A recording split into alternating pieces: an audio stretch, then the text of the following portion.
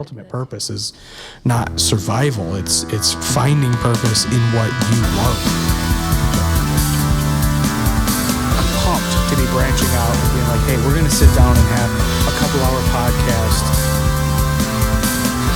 Is it? Is it, dude? Jesus Christ. We just like talked for 5 minutes. I'm like, is it though? I've always been inspired by this shit. Yeah. Dude, that pizza was so greasy. It was disgusting. It was not disgusting. Disgusting.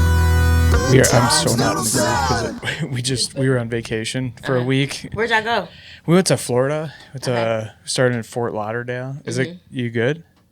You done tinkering over there? Mm-hmm. It looks like you moved it a lot and then put it in the exact same spot. It's different. All right, I trust you. Here, we'll keep that pretty close to you. It'll move That's around. Good? Yeah. So yeah, I can hear me real good. Yeah, there we go. Good. Yeah, dude. So we went on vacation. We went to. Nice to meet you, by the way. Nice to meet y'all Thanks too. for coming out here. Thanks for having me. Yeah, dude. Thanks for making the Thanks drive. for rescheduling, by the way. Yeah. And I'm so sorry. Like, I fucked up. Dude, no worries. No, I'm glad you were able to come in, man. Me too. Obviously, I want to sit down and talk to comedians anytime I can. So, I'm like, yes, okay, we're good. But vacation, yeah. So we went to Fort Lauderdale, and then made our way down to Miami, and then finished in the Keys. Ended up in Key Largo, and then drove down to Key West for a day. Miami is wild. Mm-hmm. I saw all kinds of asses and tits. Yeah. All kinds. Miami was the first time that I was offered Coke. And it was so, like, I was just oblivious, okay? This guy walked up to me. He's like, you want some Coke? And I was like, oh, no, I don't really drink pop like that. And then my friend was like, you stupid bitch. Like, and I was like, oh. And then another guy, he just had it, like, on his nose and stuff. Oh, my gosh. Everybody who did Coke loved me. I don't know why. I think I get Coke vibes. It's all the caffeine. Yeah. You're saying you got your caffeine problem. Yeah. And this is before I had stopped drinking, like, when we were in Miami. So, like, and I'm a social butterfly. I'm just like, hey. So, yeah. Dude, it was wild. I mean, like, we went to, what was that club we went to? Mangoes. Okay. It's fucking wild. I mean, it's like a movie. Like, you walk in, you're like, real people live like this? This is weird as fuck. Like, the girls are all walking around. They got their ass and titties out, like the waitresses. We are living in a exposed ass society now. Dude, yeah, it's wild, isn't it?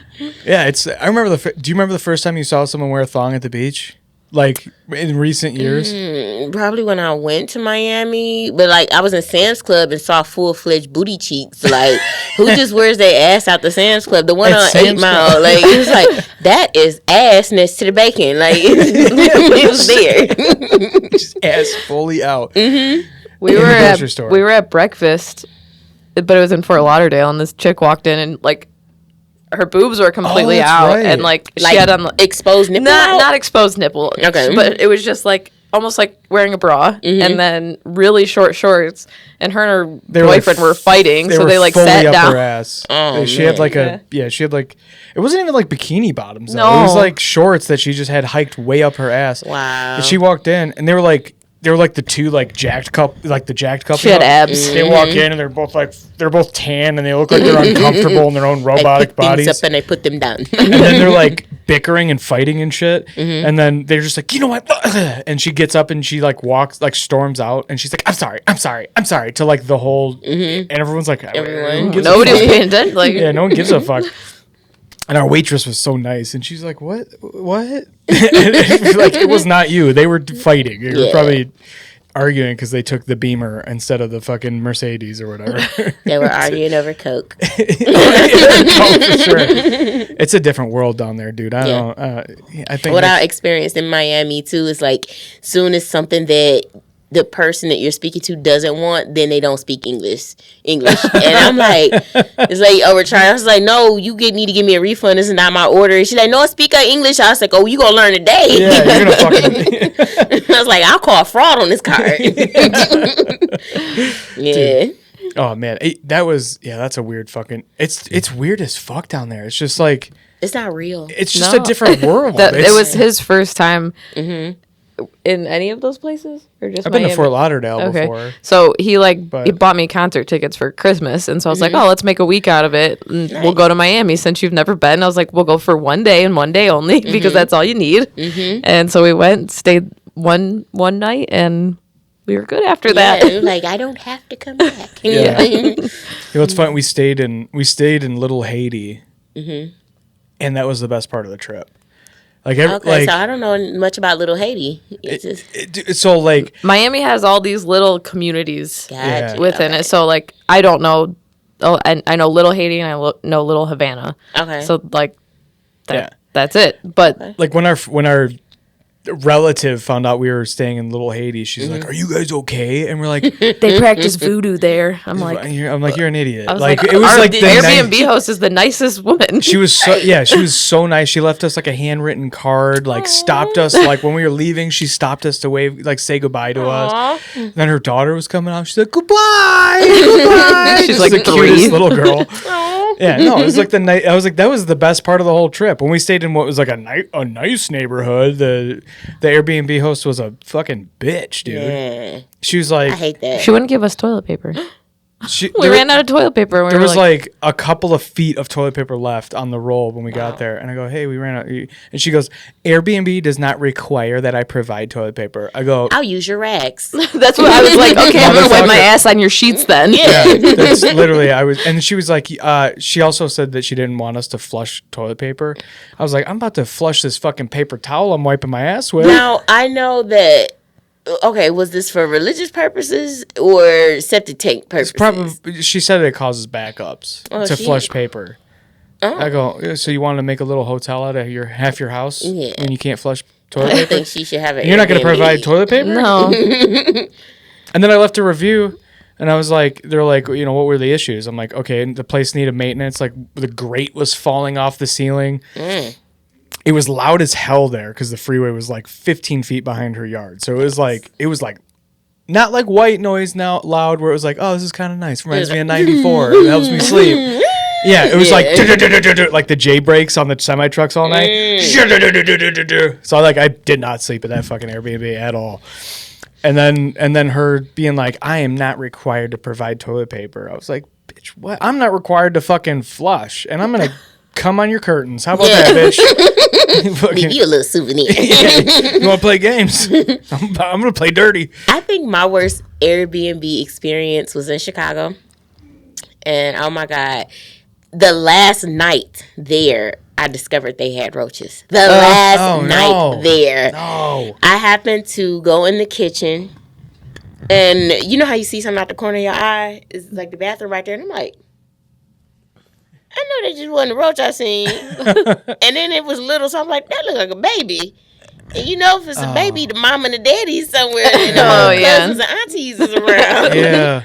And I went in the bathroom looking for it, didn't see it.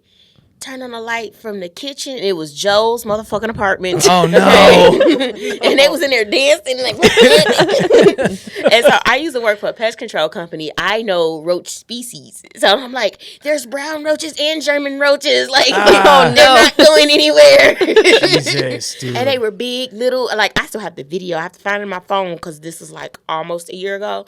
But I was so scared. Yeah. I went in my room. I shook all my stuff, put it back in my suitcase, left. And then I told them, I said, you guys have roaches. Yeah. And I was like, I need a refund. I was like, because if I take this shit home, it's going to be smoke in the city. Right. And then they was like, we clean the apartment every day. I was like, but you did not exterminate the roaches. Yeah. And it didn't get cleaned every day because you know how if you leave a refrigerator dirty, it's like that brown sludge. Mm-hmm. That was all at the bottom. I had never opened the refrigerator until then because I'm like inspecting now. Like, why are all these roaches around? It was other people in the Airbnb too. And I said, people are here. They were here before me. Nobody warned. I was like, hey, seen them in passing. Yeah. I was like, do the roaches only come out on Sunday?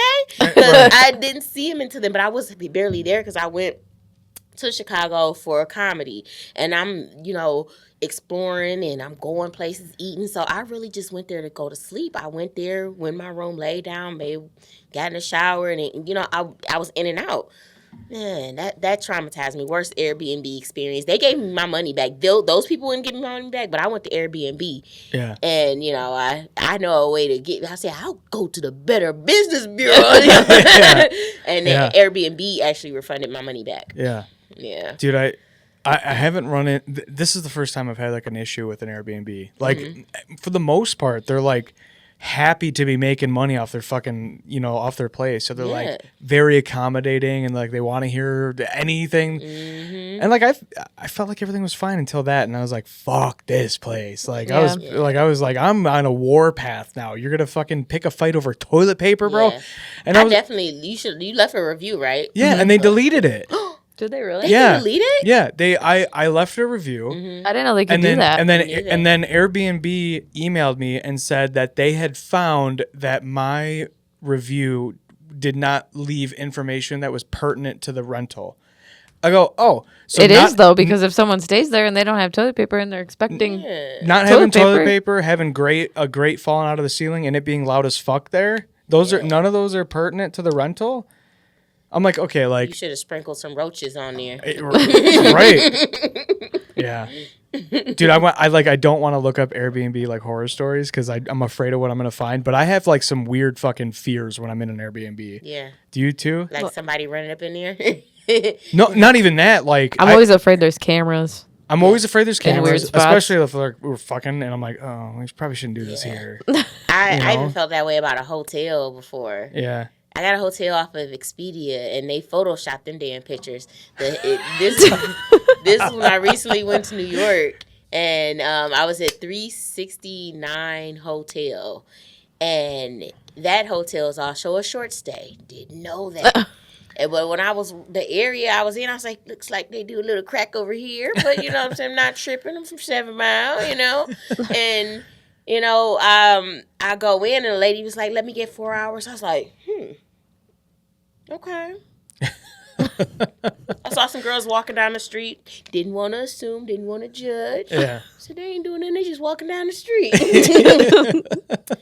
And the review said that the hotel was clean. It smelled so good when I went in there. You know, the place smelled good, but it looked like the walls and stuff was dusty looking.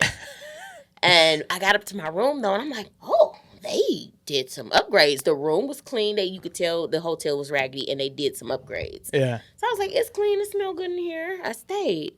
I got dressed. I got ready to go to New York because they got a gazillion mics everywhere. And when I went outside, it was dark then. And the ladies of the nights was out there. Yeah. And I was like, I'm in the whole district. Yeah. And then I'm driving, and it said business. Did it say business district? It said business something. And I was like, this place is in the business of selling ass. Like, that's what they're in the business of. Like, and I'm talking about when I came back home, to the hotel, there was one girl, she looked about my age, and she was, like, really pretty. And I felt like Drake, like, no, you don't have to do this. You trying to save her. Yeah. I was like, oh, my God, they is selling it over here. Yeah. Like, that was wild to me. Like, I'll never stay there again, but I will say it was like, I was kind of worried. I was like, because this place seemed janky. I was like, what if it's a camera in here? Like, people coming in here selling ass too. Yeah. Like, I knew it was some sex buying and selling happening in that place. Yeah. Yeah, the camera. Oh, dude, the camera thing freaks me out. Yeah. Camera. And then, like, when there's, like, shared soap. Like, when they have, like, a big bottle of soap, I'm like, nah. Oh, yeah. I never use that. I'm not doing that. I can't do it. Like, I was having so... Why? I've never heard this. I've always been scared I'm going to get a yeast infection. Oh, you mean, like, in the shower? Yeah. I thought you meant, like, hand soap. No, like, you go in the shower, and they got, like, the big, like, big bottle of soap, and I'm like... Oh, in the Airbnb? Yeah. Like, what if somebody, like, ejaculated in that? Literally my thought. I was trying to not say that, but that was literally my thought. Put a little pee in a dove. Yeah, right. That's what I'm saying, man. Like, I just always bring my own. Freaks out there. Well, I ran out of soap, so I was like, at the last Airbnb we had in Florida, I used the soap that was in there, and I was like, when I pumped it into my hand, I was like, I felt like Farva when he like opened up his burger and he's like, "Is that spit in there? Is that somebody jizz?" Right. I'm like, I'm looking at this. I'm like, if that shit starts like swirling, I know that's cum. Like, you know. The good thing is that like it gives you like really good skin. So. Yeah. I have thought that my skin looked good the last couple of days. So. You're welcome. Yeah, that's scary. Yeah. I'm worried about the towels too. Like, not all Airbnbs give towels, but even like in the hotel, like you ever opened up a rag or a towel, I'm like that is a pube, like Oh, so. yeah. In the last See, that's why you Airbnb we need a stayed white at, I towel. looked at they had washcloths, and I was looking at it, and I was like, that's a stain. I'm not going to use that. They have plenty more. So I like went through and was like looking at all of them. Yeah. But like the bright white ones, like they tell you the truth. You know what I Yeah. mean? So like if it's like white towels or white wash rags, I'm like, all right. Yeah. Like I've been in the shower, felt like I was clean, and then like made a stain, and I'm like, Oh, oh. wash that out a little bit. The prettiest Airbnb I was in California. This lady was so hospitable. Her place was so cute, but she did have a sign there, and she said, "If you're gonna wash your face with makeup, use the black towels." And that was over. She was like, "You will be charged if you wash makeup off your face with the white ones." yeah. Fair enough. Reasonable. Yeah. Yeah. We it. got some towels on our house that are ruined, not from ass, but from her like bleaching her hair or whatever. Like, you know, the ass stain should wash out. Dude, yeah. The last one we stayed in Key Largo, that was like really nice. That was like tile floors everywhere. It was bright. It was wide open. Every room had a smart TV in it, and like it was really clean. Like it was like, but it wasn't like corporate feeling. You know what I mean? Like it didn't feel like someone bought all this shit like on a hotel supply it website. gave a home feel. It was nice. It just felt like a nice beach themed house, I you like know. those And I was like, yeah, this Airbnbs. is fucking sweet. Like I felt comfortable there. Yeah, that was a good one. And the towels were bleached. I could tell. Yeah, they were bright white. Yeah, No, that matters. Yeah. dude, the key. You know what? I'm gonna say, the Keys are overrated as a motherfucker. Okay. Yeah, everybody always talks about how beautiful they are. They're mid. just They're ain't. mid. Yeah, They're okay. Detroit I with feel like palm we didn't trees, find dude. we didn't find the beautiful parts or something. No. Y'all went over there and was like, this ain't shit. We literally drove all of it. We drove all of it, and it was fine. Like it was just like meh. Okay. Like for real. Like Key West, like at the The very neighborhoods- end, was the prettiest water. yeah, but it's just water. Like there's fucking like the coolest thing. We saw a manatee. That was dope. Okay. But it kind of just looked like me taking a bath, if we're being honest, you know. And like when you're driving down the highway, the main highway. It's like Yeah. 51 or some shit. I think it's just one. Okay. US one or It's been a something. minute. Yeah, So it I might can't be remember. You're driving down that highway. It's literally just like Oh, what is it? it's just like store. It might as well be Gratiot, dude. Like it's literally just like store, and then like if you turn down one of those roads, you'll hit the ocean eventually. It's like it's not that. It's just it's whatever. It's not even. I'd rather be in South Beach. And then you go to fucking you go to eat, and you get this okay fish, and you get a Mai Tai, and it's $158. Yeah, see, I don't want to. Listen, I will splurge on food, but it got to be good. Like, you know, like it can't be mediocre or some shit that like I can make at home. I'm going to be pissed off, and I'm gonna call fraud on my card. That's exactly that's exactly the shit I say. Is like if I can make this at home, I don't want to buy it. I don't want to buy it because I'm gonna make it the way I like it at home. Like if we go to Texas Roadhouse or something, I'm like, this is bullshit. The steak sucks. It's too much fucking butter. There ain't enough seasoning. Oh, yeah. It's never done right. You know what I mean? Loud as fuck. It's loud as fuck in there. Then they bring out that saddle and have a bunch of fucking morons sit on it. my Happy God. birthday! Whatever. You know what the funny thing is? The best food that we had in Florida was in Little Haiti. Okay, so Little Haiti for the win. Yeah. Dude. Okay. Oh, be scared. I'm like, We were walking around like the nice. there was nothing to be scared of. No, it's The fucking people stupid. telling you that they like who were scared probably ain't been there in like 10, 15 years. Yeah, they're the same people that are like, oh, if you don't stop at a red light in the city, my fucking God. shut up. You're an Hey, idiot. I stopped because I don't want a ticket. right. I It's like to keep fucking my car intact. morons, right? Yeah. Yeah, fucking. Yeah, we went to this like little taco shack while we were waiting. Not a shack. It was not a shack. It was a It was restaurant. very nice. It was a restaurant. I don't know wasn't a why. I shack said at all. They had tables. It wasn't. It wasn't a shack. I don't know why that. It was a what very came out of nice my mouth. restaurant. It was a taco restaurant. I gotta strip down. It's so hot in here, but I have a shirt on that's like a little bit too small for me. Okay.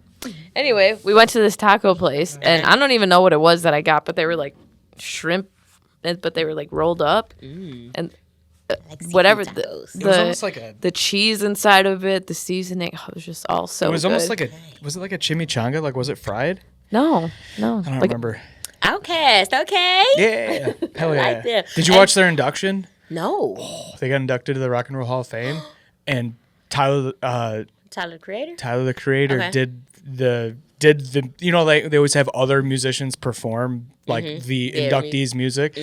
Tyler the Creator did it, and he did Bombs Over Baghdad. Fucking murdered it, dude. It's the best performance I've ever seen of that song. It's fucking insane. When did they get inducted? This year, 2020, okay, that's why 2025, They named yeah. that Rock Weekend. Fucking insane. I think That the was last so person I good. knew that got inducted was Missy Elliott. Oh, that was a couple. That was a few years ago. Yeah, I've been under a rock. Man, what are you doing? I don't What know. are you doing? The Rock is fun. Dude, my favorite. Okay, so do you?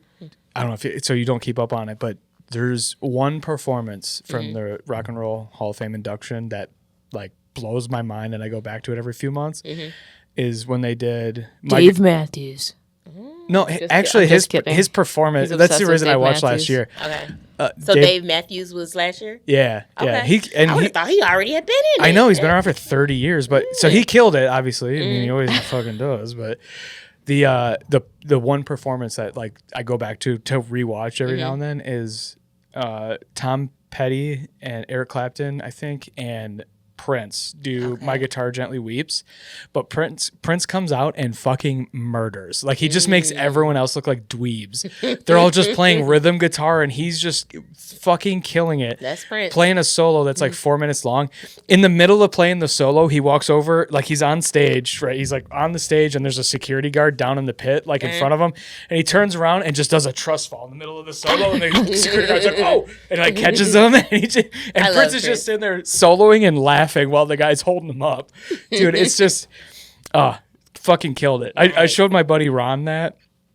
And Ron was like, God damn! He just like walked away all energized, like we were at work. He's like, God, he's a fucking gangster. He is. So I'm gonna have to good. go catch some of those on YouTube. Oh, So yeah, I catch up on life later. Well, I think you got into it more after we went to the Rock and Roll Hall of Fame. Like I've always those. watched them. I watch them every year. Like that's my I don't- Oscars. Yeah, I don't give a fuck about the Oscars, but like I wonder why they don't offer that for seat fillers.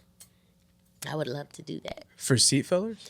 Oh yeah, okay. So it's this thing called seat fillers, and they just need people to fill in the seats at like the Emmys and the BET Awards, and you can be like, "Hey, I'm interested," and they'd be like, "Okay." And if you get picked, you get to go. You gotta, of course, get there yourself, do your own room and board. But that's how some people, you be like, how the hell did you get at the Grammys? Like, that's how. Oh, no shit. Yeah. If I ever get picked, I'm going to stunt like a motherfucker. Like, oh my God, y'all, I'm at the Grammys. God is good. Like, what was the, meet me at the top? Whole time I'm there, all seat fillers. Right. I didn't know that was a thing. I didn't know that was a thing either. It's a movie called Seat Fillers too. I haven't seen it, but my mom told me that. So yeah, she informs me all the that's stuff fucking I don't know. hilarious. So this is like, see, now I'm thinking about like the TRL days and like the daytime TV where they just like pull people off the street, like, hey, come on in, and they're like, come watch this fucking taping for free, so that the stands are full. And that stuff is fun to me. Yeah. Like when I was in New York, I really wanted to catch a show. I might have to do that when I go back. I don't know, but I gotta go to New York again to see Megan Thee Stallion before she leaves. I love Megan Thee Stallion. She's in Moulin Rouge. Really? Yes. I didn't know Yes. that. Until May 17th. Yeah. I didn't know that. I love Megan Thee Stallion as a I think she's so underrated as a lyricist because she's always talking about ass. Yeah. But if like you get past the ass, like she got bars. yeah. I broke my wrist dancing to WAP. Are you serious? Will you sue her for that? I don't know. Yeah, in my always looking for a cousin's lawsuit. living room. Wait, so did you hit something? Or I was doing the move where I was on the ground, pounding on the ground, and I fractured my wrist. Oh my God! Don't get into no fight. Right. Don't mess I know. somebody up. Fucking glass bones over here. I also It's not broke even my the- foot I was gonna dancing say- to Akon. Oh my God! Smack that in 5th grade. That is hilarious. Yeah. Smack that foot off the curb or something. Or how did you break it? I don't understand. I stood up on one foot and like raised the other one to go smack my butt, and the foot I was standing on kind of like rolled, and I like broke the side of my foot. Oh my God! I'm glad you didn't do what's that one song? Snap your fingers. Like she does this and fucking throws her back out, breaks her own back. Plot twist. That's actually what ruined my back. No, I'm just kidding. No. That was a drunk driver. Not dancing. Oh man. Imagine they find that out. They're like, is it true that you were in fact dancing at the time of your car accident? Oh my god. No, I was not. I was driving home Both from hands Meyer. on the wheel, 10 and 2. Oh, dude. That's funny. How long have you been doing comedy? This year will be my 7th year on Cinco de Mayo. Nice. And I am what you would call a pandemic comedian. I started during the pandemic. So sometimes I'd be like, I'm really 5 to 7 years because, we didn't have a stage. Yeah. Yeah. But, yeah, it's been a journey. Yeah. It has been a journey. I learned a lot. I grew a lot. And I'm still learning. I think it's something that will never cease. Like, you know what I'm saying? Like, you all, you if it ceases for you, probably gonna suck. Yeah, that's why I love it so much. Like, Yeah.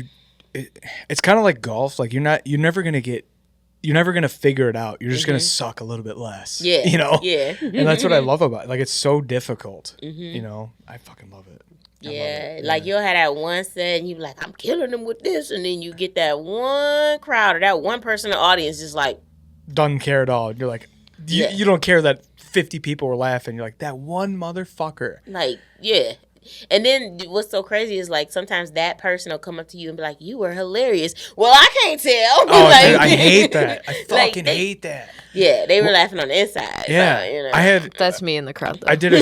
I you laugh on the inside. Yeah, I just have a really bad resting face. I just look pissed all the time. I did a showcase at Mark Ridley's, and there was one person I could not stop fucking catching during my set. I was like, fuck, And then when it was over, we walked around the corner, and they were like, hey, you're funny as fuck. And I'm like, yeah. Like you were distracting me, bitch. Like, what? Laugh. What the fuck? Yeah. That's what you're here for.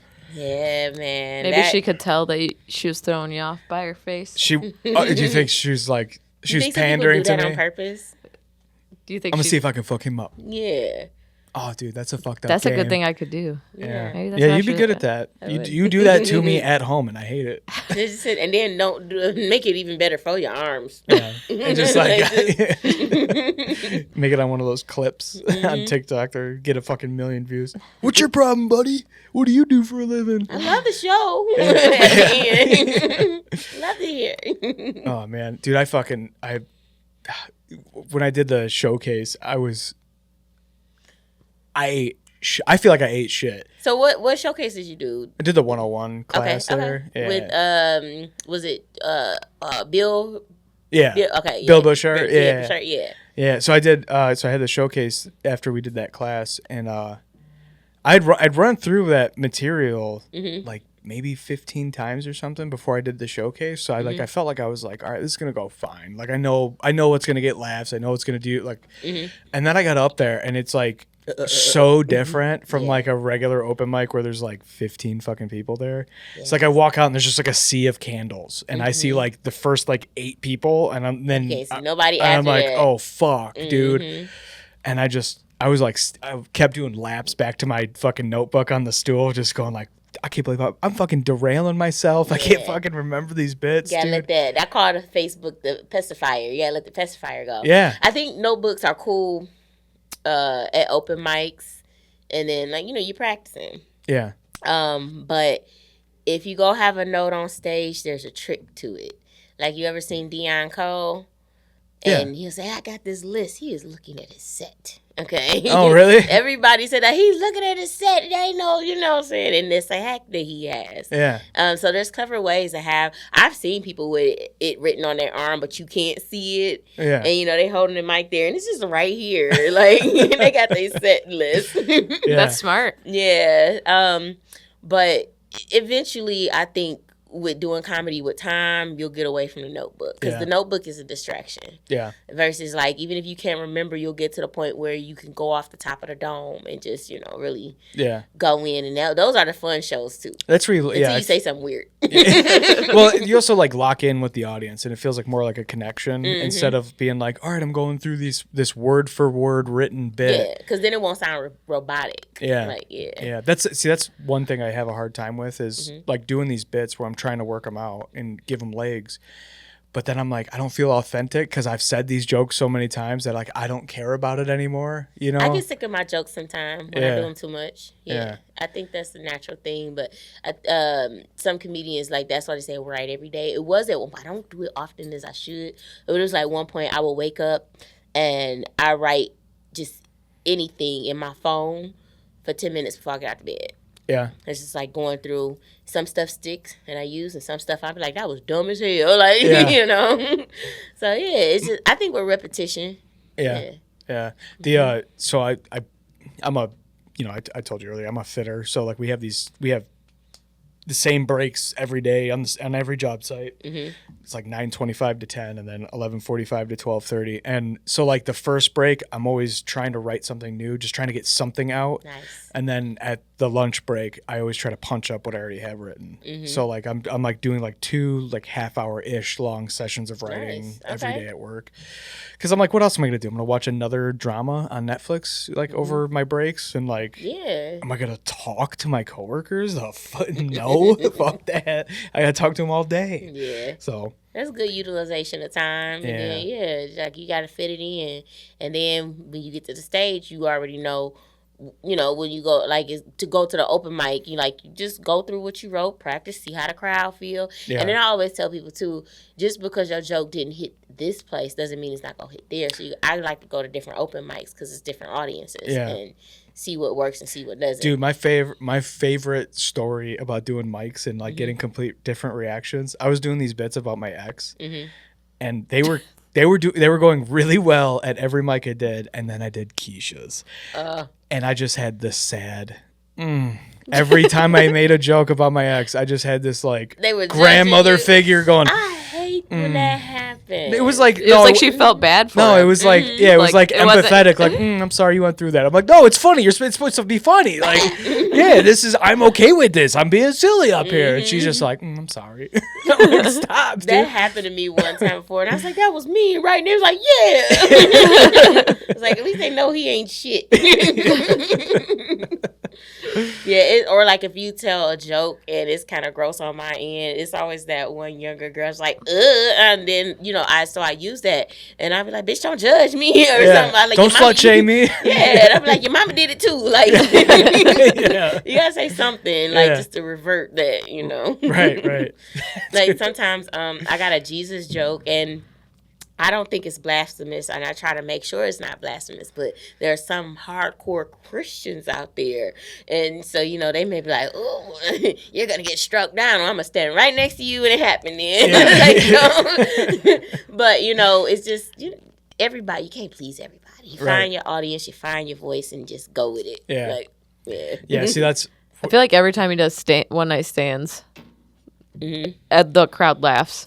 Yeah, I every like time. one-night stands. And then that one is like a sweet treat. Yeah. That one's like going to get ice cream. Yeah. And then like the other ones, you're like, I'm fighting for this. Like, Mark Ridley's on one night stands are fun. But I only done their open mics, and then like at Mark Ridley's I did a comedy gauntlet, and something else. But I've yet to been booked directly, and those are goals, Yeah. But I do know that like one night stands, like they have like the open mic crowd I think is different from the main room. It definitely is. And those people are like hardcore comedy lovers. Like they have subscriptions to that place or memberships. Yeah, right. They're on a normal basis. So. Yeah. There's a couple that goes every week to the open mic. Wow. Yeah, they're there same table. Same table. They're same there drinks, every week. Every week. Oh, wow. Or every other week. And see, that challenges you more to write more too, because you I thought, why you ain't get them laughs from them? Yeah. They laugh every time. I watch them because really? I know when he's gonna tell the same joke, and it gets them every time. Yeah. But see, I will say one thing. it's a good joke when you can say it again and get the same laughs like it's new. Yeah. Kool-Aid used to do that. And so I like when that happens because I'm like, Yeah. like, Oh, yeah. Yeah. The one that I got them on a few times that I did, like, I was like, this, like, I think I literally said during the set, like, this is so fucking stupid, but here we go. And, like, the only reason you 69 after a few years of being together is to clip each other's toenails. Like, it's so fucking stupid, but Made them it laugh. made them laugh every time I've said it they in front got of the them. visual probably like I just did, like somebody clipping the toenails. So I like when I hear a joke and I can see it. Yeah. Like DC Youngfly did that last time he was here, and he was talking about the old church lady, and I saw Meemaw Yeah. whole time. And he was talking about another joke. He was talking about how kids act like crack kids when you turn the Wi-Fi off, and he started acting like a kid, but he looking for the Wi-Fi, but it was the crackhead mannerisms, and it was hilarious. Like, I didn't know he did stand-up. yes, and he's good. Yeah? Like, I don't know how he was when he first started, but he's good. No shit. I thought he enjoy was it. just like an influencer dude. I didn't know he was. He started off like, as that, but yeah, I seen him at the the Fox. And, Okay. Tony Roberts was there. Of course, Tony Roberts killed it. What's his name? Little Duvall was there. Okay. And, like, everybody did good, but DC Youngfly and Tony Roberts was my favorite. Yeah. Oh wait, can't forget Lavelle Crawford. Lavelle Crawford don't even have to say nothing. I fucking funny. love Lavelle Crawford. He don't have to say a joke. He could just be like, well, it's his whole mannerism. Dude, like, that man is funny. As fuck, dude. Him and Earthquake are like my two fucking favorites. Yeah. Lavelle Crawford. I would have killed to see that. Yeah, that was a good show. Who is the? Oh God, I'm drawing a fucking blank. I'm trying to think of the other like real fat comedian. Bruce. Bruce. Fucking Bruce. Yeah. I had it right when you said it. Damn it. You got it though. Bruce, dude. Bruce and Lavelle Crawford are like the two big guys that I fucking love. Well, other than Ralphie May, of course, but yeah. Somebody told me before I stopped drinking it, I was like a black female version of Ron White, and I don't know. I think he's funny, but I was like, maybe I should stop drinking. But he told me that it made me watch him, and Ron White is funny. Oh, dude, yeah, he's a murderer. Yeah. And it's easy for him. Or at least it seems like it's easy. You know what I mean? I'm sure a lot of writing and whatever, a lot of sets go into like polishing the shit, of course. But yeah, it just. I don't like comedians that have to scream to get their joke to be funny. You know what I mean? Like I love Rogan, which people fucking hate him or whatever. I think it's just because people were told that they need to hate him. Yeah. But like I've been listening to his podcast for like 11, 12 years now, and I'm just like, if you listen to the guy, if you listen to his show, you would know he's a good person. Yeah. You don't have to agree with all the shit he says. Yeah. But I don't like his comedy. I'm a huge fan of him as a person, but his comedy's not good. His comedy's not good. Yeah. I don't think it's good. You could tell that he tries really hard at it, but he just does nothing for me. Don't seem genuine or something. No, I don't. He just has to scream to make it funny. You know what I mean? This? Joe Rogan. Oh. And I was like looking the up dudes, the other comedians. the dudes that I love are the guys that can like whisper their jokes and it's just as funny. You know what I mean? Like Nick Thune says the silliest, stupidest shit and it'll kill you. You know what I mean? And like Louis C.K., murderer, just says the dumbest shit and it fucking kills me. I think so. How I look at comedy, comedy has, how music has different genres? Comedy has their genres. Yeah. So it's the people who are storytellers, it's the dark comedy, it's the slapstick comedy, it's the storytelling and animation. I like animation. I do that a little bit. Then it's the yellers. Yeah. And I think maybe he may have an audience for that, but it ain't your cup of tea. It's just not mine. And I think that's okay. Like I hear a lot of people saying like, "Oh, Kevin Hart not funny." I was like, "Well, they're doing something right." Are you kidding me? I've been quoting Right. that long titty, no nipple having bitch. I've been saying that for like 15 years. Like that's a classic joke. Yeah. Like, then you say he not funny. Right. Like it just ain't your cup of tea. Like, but I find humor in him. But I think I find humor, like, good is good. Funny is funny. Even if it ain't I'm not the biggest fan of dark humor, but I will laugh at it if it's funny. If it's good, I'm gonna laugh at it. Just like if it's a certain genre of music you're not a fan of. Good music is good music, and you're like, that's a good song. You know what I'm saying? Yeah, for sure. So, yeah, that's a good perspective for sure. Yeah, because there's comedians that I follow purely because I appreciate the work they do, but not because I think they're funny. Yeah, You know what I mean? like doing voices. And imitating people. Yeah. Oh yeah, I saw on your thing that you do voice acting. Yes. I got a real good meat wad voice. Y'all watch Opportunity? Dude. Okay, so give me something to say. Listen to Good Times Noodle Salad. You gotta listen to Good Times Noodle Salad. I don't know what you've been listening to, but this is the best damn podcast in the world. There's no fucking way. That was awesome. Holy shit. Fuck yeah. I'm putting that in the new intro. I'm going to make a new intro and be like, I don't know what you listen to. My name is Too Tall. Fuck yeah, dude. That is hilarious. No, I want to start getting into act outs because I'm pretty good at impressions of people that I know, but I don't want to turn into a one man show kind of deal. You know what I mean? But I feel like act outs. It's fun. It feels like a cheat code. Like when I've done a couple of act outs, and it's like this is so much easier to get a laugh than try to make someone think. It's a skill. Yeah, I think like crowd work is a muscle and a skill. Everybody ain't got it. Some people do. Josh Adams. Favorite. Like, he's so cold with that crowd work. And he got a set because people was trying to play and talking about you don't have a set. Oh, he got a set. Okay. Yeah. But that crowd work, just off the top, that's a strong muscle to have. And I respect that so much. And act out. It's very strong. That's a good muscle and skill to have, like with the voices. You know, like when, most people when they do comedy, they tell their opinion on the situation and they probably talking about their conversation with somebody. I'm going to do the other person's voice. Yeah. Like when I talk about my mom, I do her voice. Like, that time she was like, Toya, I want to cook you some food. Like, So I'm going to do her voice. Like, I can't help it. Yeah. Like, or like when I'm talking about, finding me a big fella at the grocery store, like, damn, girl, what you be cooking? Like, I like doing that because I personally like watching comedy and getting that visual. Yeah. So I may not be fully comfortable moving around, but that voice brings it in. Yeah. So, yeah.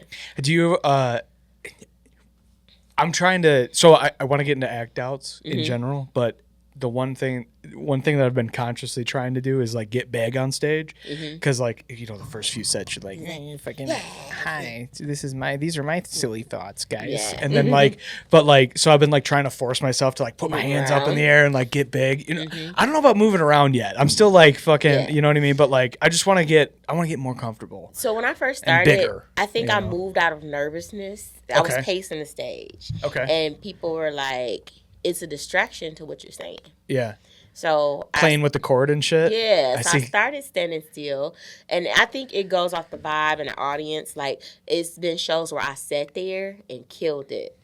Then it's shows where I didn't moved around or I didn't I got a Mickey Mouse joke and about him being an East Side Cheddar Boy because it's Mickey's Trap House, and I'm like, oh boy, and so I gotta do that. Like I cannot stand there and be like, oh boy, like I gotta. You gotta sell it. Yeah. Or like if I'm talking about Goofy, I gotta get goofy. I gotta move. Yeah. So certain act outs are gonna naturally, and I think repetition and you keep doing it, it'll happen. And then record yourself.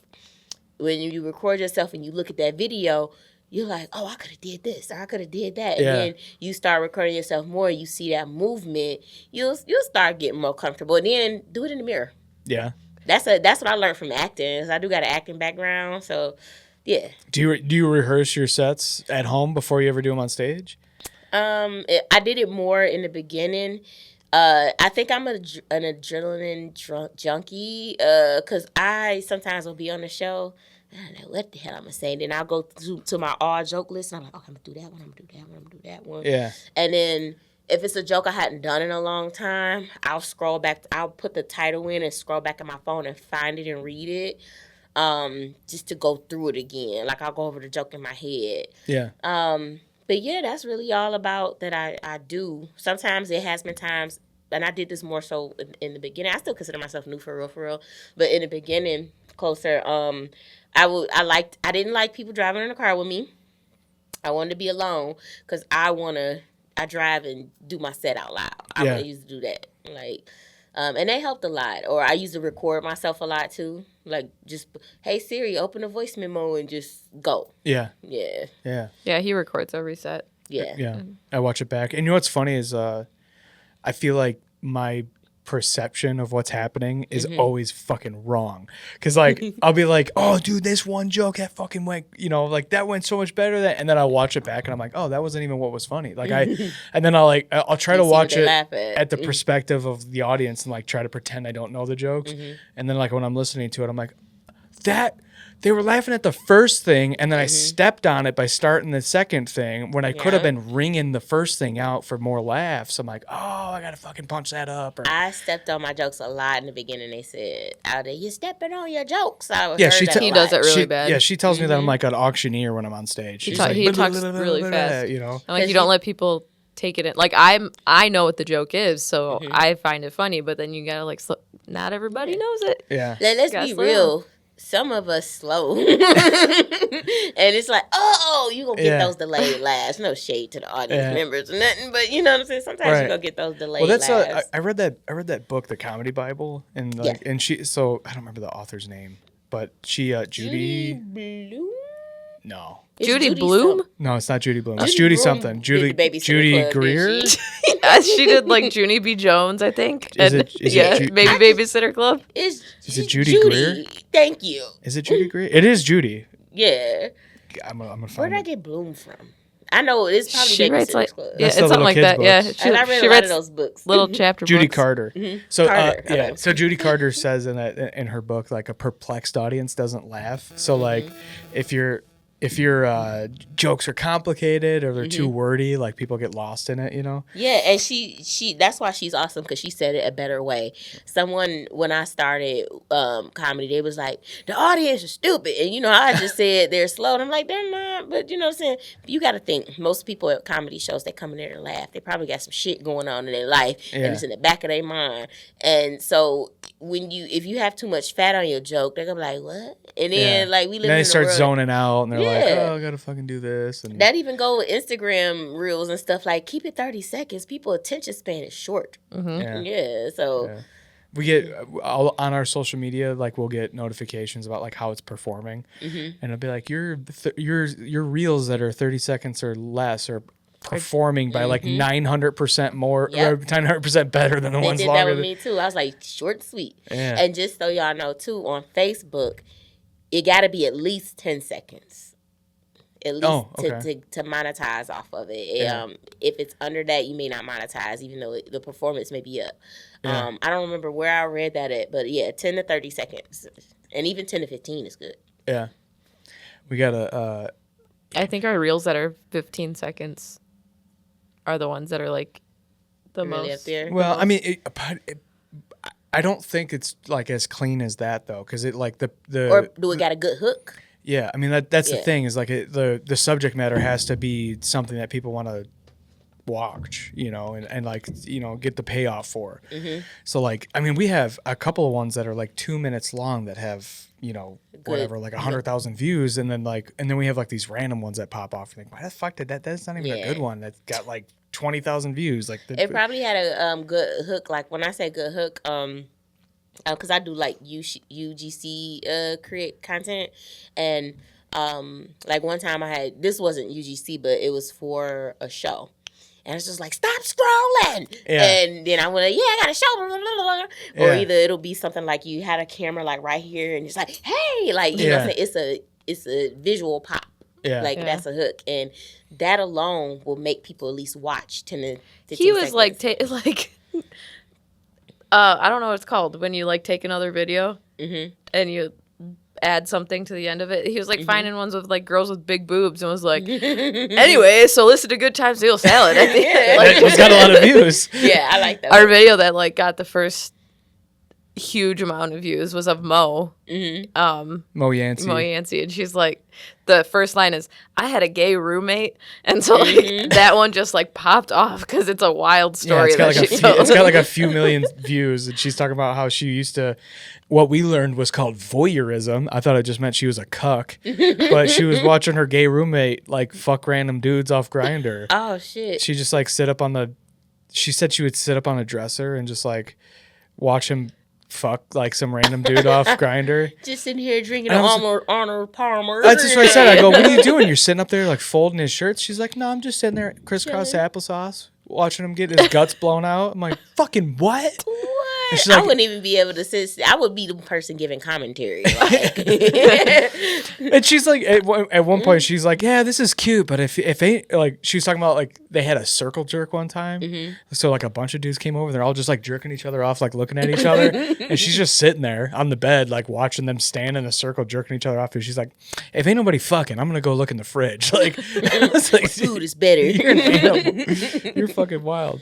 That is hilarious. I fucking love Mo. We gotta have her back on. We ran into her. We ran into her at the airport. Yeah. For real. Oh yeah, she do work. I said I was gonna go up there and say what up, but it's like, it's so busy there. Yeah. Yeah. It is so busy. Dude, nothing makes me more mean.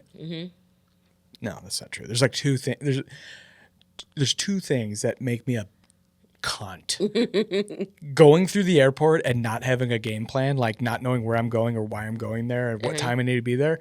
I'm just like, I'll start power walking. Just I fucking hate this place. Oh shit. And then people being loud like behind me in the car. If you're loud behind me in the car, I'm fucking stopping. I'm stopping. Oh shit! Like the music loud or something? No, I love loud music. He doesn't like when his kids talk in the car. Oh. Well, because they all posture for attention at the kids same should time. Be seen and not heard. Damn right. I never understood it until I was a dad. Yeah. But they all posture for attention at the same time. That's the problem. Like none of them have a thought until one of the other ones has a thought. And they're like, "Hey, Dad." And then it's like, "Hey, Dad, hey, Dad, hey, Dad, dad, dad, dad." And I'm like, "Fucking stop." I'm like I'm trying to drive and trying to listen to this Dave Matthews song for the 15,000th I told him, like, I should have returned the sender. Yeah. Fucking A. No, I love them. But like, it's never too late. dude, but like the airport and That's how funny. busy it is, holy shit. It can like stress me out quick. I've gotten used to it, but I do understand. Like, I had a TSA moment, and I was so mad, like, and I should have been rushing, but when I was at JFK and I'm waiting to go through, and then it was a whole thing with Clear, like they bamboozled me into trying to get me to sign up and stuff, and I was like, I just want to get in line. Yeah. And it ended up putting me in a longer line. Then they came and got us and said, we're going to go over here to get y'all through because we backed up. So they took us down to international check-ins. And I just felt like they were doing too much. I've never been groped so much trying to go through TSA. Usually they'd be like, "I'm going to pat you down." And they just, do the front and the back. Like, this lady's hand shouldn't have been between my butt cheeks. I just feel like, it's like, "There's nothing there, ma'am. It's all ass, okay?"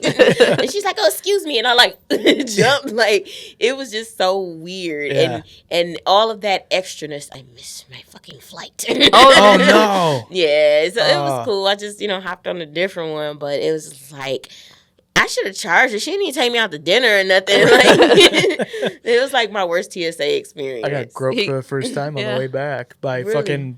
by the One Punch Man. Fucking fucking. Do you know the One Punch Man? I'm gonna show you. I think so. Yeah, because you're gonna recognize him because that's the guy that. It's not gay if I use the back of my hand for some reason. Oh my He God. was like touching him on the back. Oh yeah, they do use the. Yeah, and I don't even need the lady because you can't get this in between my cheeks. She did like this. She like credit carded you. Oh yeah, that was him. Yeah. Oh yeah. my God. Yeah. The guy fucking. He's like, it went off in the same spot twice. I wonder if I gotta the go see way the down doctor. and the way back. Oh wow. Right over my junk. Right over my junk. And I don't even know why she felt like right there because I'm like, nothing's there. Yeah. Like just. Yeah. Yeah, that was weird. Dude, yeah, they found out I'm a 25% Lebanese. They just fucking sniffed it out. They're like, "Oh, we gotta. That's you've the been part that lit randomly up. selected." Yeah, and I was like, what is up with that? Like, it's just, yeah. You think I that's didn't- what lit up? Like my dick is Lebanese, Yeah, but you- nothing else is? Because that's literally, like, they do the body scan thing, and like just a square over my junk both times. Yeah, On the see? way there and on the way back, just a square over my dick. They was like, get him. They almost called ICE on you, probably. They're like, you got to deport some of him. Just take that part. You over there like, no. No, please don't. Oh, dude. Take the rest of him. He goes, the instructions, like when they're about to do it, is just like, hey, so this is what we're going to do. And I'm like, hold on, what? And then all of a sudden he's like, swiped my balls like into his hands. He backwards cupped you? He went like this, and then my balls went over his hands, and then he went, and I was like, are we going to pretend that wasn't gay as fuck, dude? Yeah. Like, what are you looking for? That's why when that lady What did have like you that, ever like, found? Has there ever been anything found behind a nutsack Probably. at the airport that was like... I saw the screen. It was only your nuts lit up. I know. That's what I'm telling you. Literally. I think they programming that shit. Right. Right. Mr. Clean, Asian Mr. Clean wanted to fucking swipe my dick and balls. He's like, I just got to compare sizes real quick. Hold on. Stop this guy. I bet this guy's got a little dick. Oh my God. Yeah, I'm over them. I was so mad. Yeah. Dude, I can't stand the fucking airport. I I did good on the planes though this time. He gets really scared. I'm normally like a giant bitch about it. Really? I fucking hate flying. I love it. You love it? Only time I don't like it, I'm not gonna lie, y'all. Like, I'm a bigger girl, but I hate it when there's other fat people in a row. Like, like why would you do that? It's like, this isn't right. We had the row to ourselves on the way back. That was nice. Yeah, it was nice. Yeah, I like it when it's like that. Dude, I used to. So I lost 100 pounds. Oh, nice! Congratulations. Thanks. It was all Ozempic. So the. I always say that first because he's going into his bits here. I know. I was waiting for you to start doing my bits to me, but so I was like 320 pounds, and my brother lived in Orlando. Am I allowed to talk about Chris, or are you gonna flip out again? You didn't have to say that. Okay, so my brother's a bitch. My brother lived in Orlando, so I flew down one way to help him move back, so like help him pack up and drive back. I only ended up having to drive, but so anyway, I flew down there, and I had a middle seat between two skinny chicks. Nice. And I was I was like trying to do this shit for like a half hour, and she's like, do you want to switch? And I was like, but you got room. They could just both move over this way. no, I was spilling out. I was on a Spirit flight too, so those seats were like a little smaller. Oh wait, you said this was before you lost the weight? Yeah, yeah. I was like, my fucking my side fat's like over the handles, you know. And she's like, "Do you want to switch?" And like, I was like, "Are you sure?" She's like, "Yeah, I wanted the aisle, but it's fine." And I'm like, "Sure, yeah, sure." She definitely made a Facebook stat about you. She's like, "This fat motherfucker." Whatever, dude. Our plane had ashtrays on it still, dude. Like, it was. We should just be happy we made it. And it was. When I was a kid, we flew down to Florida, and I remember like me, my mom, and my brother were on one side, and my dad got on the other side, and I just remember seeing this woman get on. She's like, "I need 2 seats," and my dad was just like, "It's not. It better not." Like he's like, I could tell that he was like thinking, like, "Please don't be my row. Please don't be this row." And sure enough, she sat in his row, so he's like up against the window, like by himself, and she had this little pet carrier, and we're like, we're looking at it the whole time. I had to be like 6 at the time, but I guess my mom and dad were looking at it and saw that the fur inside of it wasn't moving. So they were like, is this woman's dog dead? Like the whole plane, they're thinking this, or plane ride, they're thinking this. Was it a smell? I don't think it did smell, but then at the end of the flight, she's like asking me and my brother, she's like, "Oh, you want to see my dog? You want to see my dog?" My parents are like, "Please don't let that dog be dead. Please don't let that dog be dead." And then she pulls it out, and it's this tiny little like teacup dog, and what the fur was around it was her bed. Oh, that's hilarious. So they thought it was a dead dog the whole time. So glad it was is a dead dog. hilarious. That would have been so traumatizing. Dude, that's so funny. I wish the dog was dead. That'd have been funny as fuck. You want to see my dog? And then she's like, "Fluffy!" Like, she finds out as she's trying to show you her dog. Oh man, y'all ever saw the movie Crooklyn? No. Oh man, it was the her aunt was looking for her dog the whole time. Fifi, where's Fifi? And then she go to pull out the couch bed, and the dead dog, pop out the couch bed. She was doing all this dramatic crying. Oh and, shit! And at the end, when they was burying the dog, Crooklyn was like, "I hate that damn dog anyway." So yeah, that's what it reminded me of. Dude, speaking of little dogs and unfortunate circumstances, you ever see As Good as It Gets with Jack Nicholson, Helen Hunt? So I seen it, but it was so long ago and I only seen it once. It'll be brand new if I watch it again. Yeah. But I know I've seen it. So this podcast is named after that movie. Oh. Yeah, but so the dog though in the movie, so Jack Nicholson's a writer. He's an asshole. He's got severe OCD, and he's got a flamboyant artist neighbor.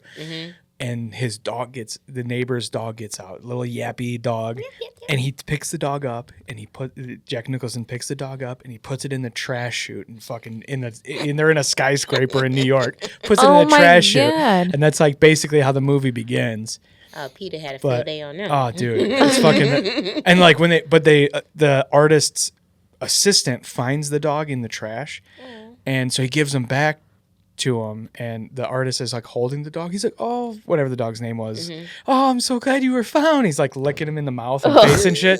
And he goes, yeah, I found him in the dumpster eating a diaper. And that's why you don't let your dog kiss you. I love that movie though. Have you ever seen it? I'll watch it again. I have, yeah. Yeah, I love that movie. So the Good Times Noodle Salad thing is from the Jack Nicholson, Helen Hunt, and Greg Kinane or whatever are in the car on the road trip that they end up going on. That's what the movie's about. And they're Jack Nicholson goes on this rant where he's like, some people's lives are just easy street. Like, you go to the beach, you have good times, and you eat noodle salad. That's some people's lives. Just good times, noodle salad. Noodle salad is good. I had some this week. Hell yeah. I love noodle salad. Any type of noodle salad. They got kale and some pasta in it. Some sun-dried tomatoes. That shit was good. That sounds good. Dude, pasta salad with celery for the crunch and the spice. No celery. You're wrong about celery, dude. You're incorrect about celery. I don't I like understand it when it's diced little, though. I don't like celery. I'll eat celery like a fucking deer. I'll just... Buffalo Wild Wings got the best celery. Dude, yeah, preach. By the way, if you want good wings, fucking Shark Club has really? the wings. They're so good. I don't even like the atmosphere there anymore because none of my friends work there anymore. But the wings I'll go there for. I'm gonna have to check it out because I do got to drive back to buttfuck Egypt. So, dude, you're going back down to fucking Ohio basically again. Yeah. Right? Oh my god. And I'm starting to get used to the driving though because I had shows. I had some shows with Mike Ball, which it was pretty cool because I have been wanting to work with him for a while, and he doesn't do it often where he brings like newcomers into his circle, and he does the future comedy shows, and all of his shit is basically in Saginaw or Raymond, Michigan or something that. So it's like a 2 to 3 hour drive, and I'm starting to get used to it now. But yeah. So that's why I was like, oh, this hour ain't nothing. Like, dude, I was talking about this in Miami. So I did a mic in Miami. Nice. And I was talking to the showrunner Raul and Raul. I think it was Raul. That's a Miami name. My name is Raul. He's like, my name was Bill. What the fuck? No, I think his name was Raul. Okay. But I was telling him, I go, like, how much time are we doing? He's like, like 10, 15. I go, 10, 15? I'm like, what? And he goes, what? You guys don't do time up in Michigan? I go, dude, I'm driving hundreds of miles on a Wednesday to do 10 minutes at 2 different spots. Oh, man. Like, what the fuck are you talking about? 10, 15 minutes. That's fine. You got my fucking dick hard. That's a nice open mic to really practice your set. Yeah. I was like, I got scared. I was like, come on, fucking give me the light. This is shit. I'm running out of stuff to talk about. Don't that mic high feel good? Yeah. Oh, like, man. You don't go to sleep. Like, at one point I had to get up like at 4 o'clock in the morning to be to work. Yeah. And I had a good set. I was zooted. I was like, hell yeah. Like, I think the one time the craziest thing I ever did or said, I had a really good show. And they was like, damn, Toi, you killed it. And I don't never say I killed it. I let people say good job, or that my version of saying I killed it. I had a really good time. I had fun. I'm pretty humble. But it was just one time. This is before I stopped drinking. And they was like, how'd you do? I said, I came all over that mic. But it's like, I think back, like, I be saying some crazy shit. But that was a good show. And it make you feel good. Like, yeah, I like it. Like, I have, like, anxiety issues. Like, I have fucking panic attacks and anxiety or whatever. And, like, but, like, this is like the anxiety of like doing a mic and you get like you're about to start, heart's going a little bit. That's so different. It's the flip side of the same coin. You know what I mean? Like panic is like anxiety. Like I'm dying, doom and gloom. You know what I mean? I'm like, oh fuck, here we go. And then you get up on stage and then you're like, all right, let me run through my set and fucking, you know. I'm glad I'm over the stage where I don't get the bubble guts anymore because that is not pleasant. Dude, I've heard of people like puking every time they do a set. Like they gotta go throw up real fast before. I never threw up, but it'll be like. Yeah. I'm like, oh shit, I got shit. like you ever watch what is that? With Apollo, what was it? Was Michael B. Jordan. What movie was that? He put the gloves on him, he's like, oh, I got a shit. And I related to that so much. Like it was I gotta take a shit. Are you kidding me? I just finished. I'm so happy that I'm over that stage. But I always feel the like rush. Yeah. And I don't want that to go away. Yeah. That's what we do it for. Yeah. I was told by a veteran comedian, like, that means you care. Yeah. Oh, for sure. Yeah. You should. Yeah. I did not care to have a bubble gut stuff. Yeah. You know what's okay? So you brought up Michael B. Jordan. Mm-hmm. You know what my favorite joke I've heard about him? What? Do you know what B stands for? It stands for basketball. What? Michael Basketball Jordan. No, that's so stupid. Oh, that's so dumb. That joke was trying to make it into the dad joke category. Yeah, it was so fucking stupid. I love it. Dude, I laughed. I'm embarrassed to say how hard I laughed at that. When the first time I heard that, I was like, screamed. But I like sometimes like corny, quirky is funny to me. Like, you know, so yeah, I get it. Are you a fan of Norm Macdonald? I'm not familiar with Norm. Oh, I love Norm. You got it.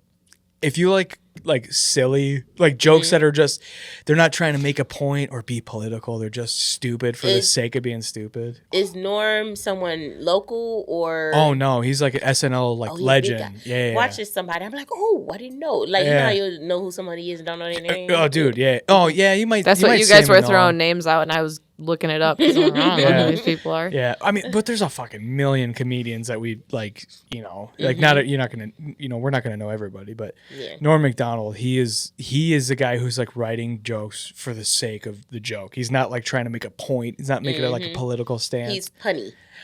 Yeah. Yeah, like my favorite joke, and I've said this a million fucking times, but my favorite joke of his is that ID is a weird abbreviation because I is short for I and D is short for dentification. It's a stupid ass joke, but I fucking love it. Now, it do make you think, like, who came up with that? Did that just die? It said battery exhausted. These fucking cameras. It's like either I film in slow-mo. Yeah, I mean, we're fucked now. Or the battery takes a nap. Yeah, it's not going to fucking... You got a backup? No, I don't. We should get one, actually. But I've never seen it do that. Oh, it's done. I literally said, because that's the one that we had out. I was going to bring it on vacation. I ended up bringing it, but it hasn't been on the tender. And I was like, this thing's going to fucking die. Damn it. Is this not charging it? It's charging it. It just can't keep up with it. It's draining it faster than it's charging. Oh, it's like a slow charger. Unbelievable. My phone, I had a phone that did that one time, and it was like charging slow, and I'm like, no! Like, yeah, we're fucked. It's not gonna. It's done for. Oh, son of a bitch. Yeah. What the heck? Yeah. There's I found out that there's dummy batteries. I mean, we can still do the audio. We'll just zoom in on my ugly ass face for the rest of it. We'll just put like technical difficulties when I switch to you. Oh, that's sad. Sorry. That's okay. Dude, these cameras, I just bought them like 4 or 5 months ago, and I'm gonna replace them. They fucking like. It should not be an easy button to find to make it slow-mo. Oh, yeah. And it's like if I fat finger the power button, it'll go into slow-mo. And then like I had 2 podcasts that I recorded in slow-mo on accident. And like during one of them, it was like card full. And I was like, card full? It's a 500 gigabyte SD card. There ain't no fucking way. It was because I filmed it in slow-mo. And I tried to fix it, but like I had to keep splicing it and changing the frame rates. Like so it took me fucking forever to edit. And then Jeff Teed came on. Did it change the the frequency of the audio. So the it doesn't, when it's in slow mo, it doesn't record audio at all on the camera. So I had nothing to sync up the audio to. So I was having to like try to find like where their mouth would make a certain sound. It was a fucking nightmare. Yeah. So Jeff Teed came on. He's a comedian from Ann Arbor, I believe. Yeah, I got a show with him coming up. Right on. Yeah. So have you seen him do a set? I've never seen him do stand up. I have, but I don't remember where. Okay. But I do, and that's bad. I be feeling bad when I can't remember where I seen somebody at. I mean, we all do as many mics as we can, though. Yeah. So. But we got Ohio on May 9th. Right on. Yeah. Doing is it a Crumbley show? Or is that his teed up thing? It's teed up already happened.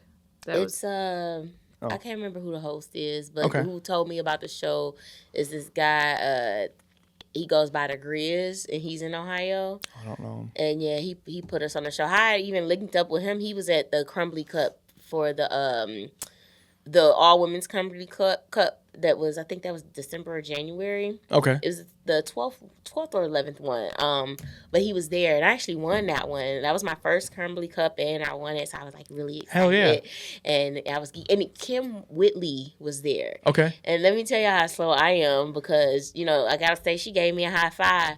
And I was like, that lady looked just like Kim Whitley. And the staff member was like, that was. I'm like, oh shit. And I went to go, say hi and probably exchange some contact information or something.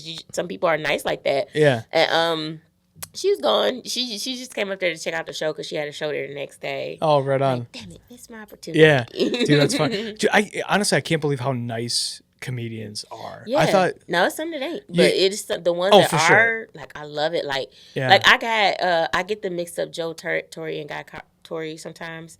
Not the one that did Fat Tuesday, but the other one, Guy Torre. Okay. Like, I got his phone number in my phone. Yeah. I never called him because, like, I don't have a reason to call him right now. Yeah. But I got it if I need it. Like, see, that's you what know I'm saying.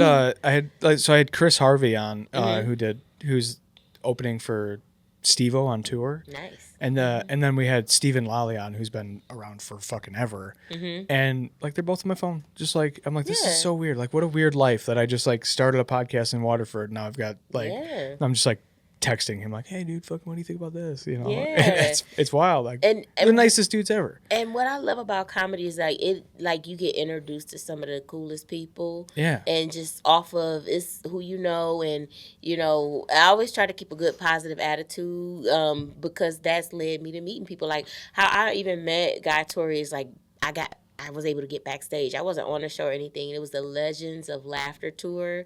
And, he was really nice and humble. And he was just like, you have a good aura, so I'm going to give you some jewels. And, I thought that was so cool, And I was newer then. So now I'm not going to be like, hey, let me get on the show or nothing. I'm not ready for that yet. Yeah. But it's just nice that it happened, you know? Yeah, it makes you feel good. Dude, I mean, Kate Dore's open for fucking Dave Attell, dude. Like, how crazy is that? That's dope. Our buddy Kate fucking opening up for Dave Attell right now. This is at Mic Drop, right? It's at Mark Ridley's. Mark Ridley's, yeah. They're doing 6 fucking shows Thursday, Friday, Saturday. 6 fucking shows. They're doing a 4 p.m. show tomorrow. Nice. And Kate texts me. She's like, you got to get tickets. I'm like, I can't, dude. I got so much shit going on this weekend. I wish I could. But we got fucking kids in sports. This stupid bullshit. I'm gonna go watch some fucking kids play soccer. I don't care about the best soccer players on earth. You gotta tell them like, you better fucking win. Yeah. I'm missing Dave Attell for this, and my friend's hosting, dude. You fucking I don't watch the best soccer players on earth, and I gotta watch my fucking kids play this bullshit. I think the most probably, like, I opened up for Marco Sorci, I think is his last name. And he's funny. He's funny. He's fucking toxic though. Yeah. Dude, I like his comedy, but God, he talks so much shit. Yeah. It's his mannerism. He like I like his animation. Yeah. But this was like during the beginning when I first started, and it was at the Indie. And that was fun. Yeah. Like, I think that's probably the most famous person. Like, well, he's gotten huge in the last couple of years. because he was on Comedy Central, and then I opened up for Hot Sauce, and I think he was on Comedy Central before too. from St. Louis, but he's in Chicago now. Yeah. And that was pretty cool. I didn't get to talk to your Marco that much, but the ones that are like with Mic Drop. I got to open for Justin Silva and Amber Whalen. I don't know either of them. They okay, so what I learned from them, Justin Silver is very animated and funny. And, like, the whole internet loves him and his wife. Like, and they so cute. But, he's very animated and with his comedy. And, like, when he did jokes about his grandfather, like, or, like, with his wife's grandfather. And he was talking about him. And he put the stuff that he was doing, like, I seen it there. Yeah. And I said, I want to be like that, like animated and more comfortable to move around and give that visual, on stage. And I just thought that was so cool to get the opportunity to work with people like that. Because I'm like, I'm going to learn and grow and be there. And I'm going to have people open up for me, like, Yeah. So it felt good. And I liked how, coming from a business standpoint, each one of those people had a packed out show.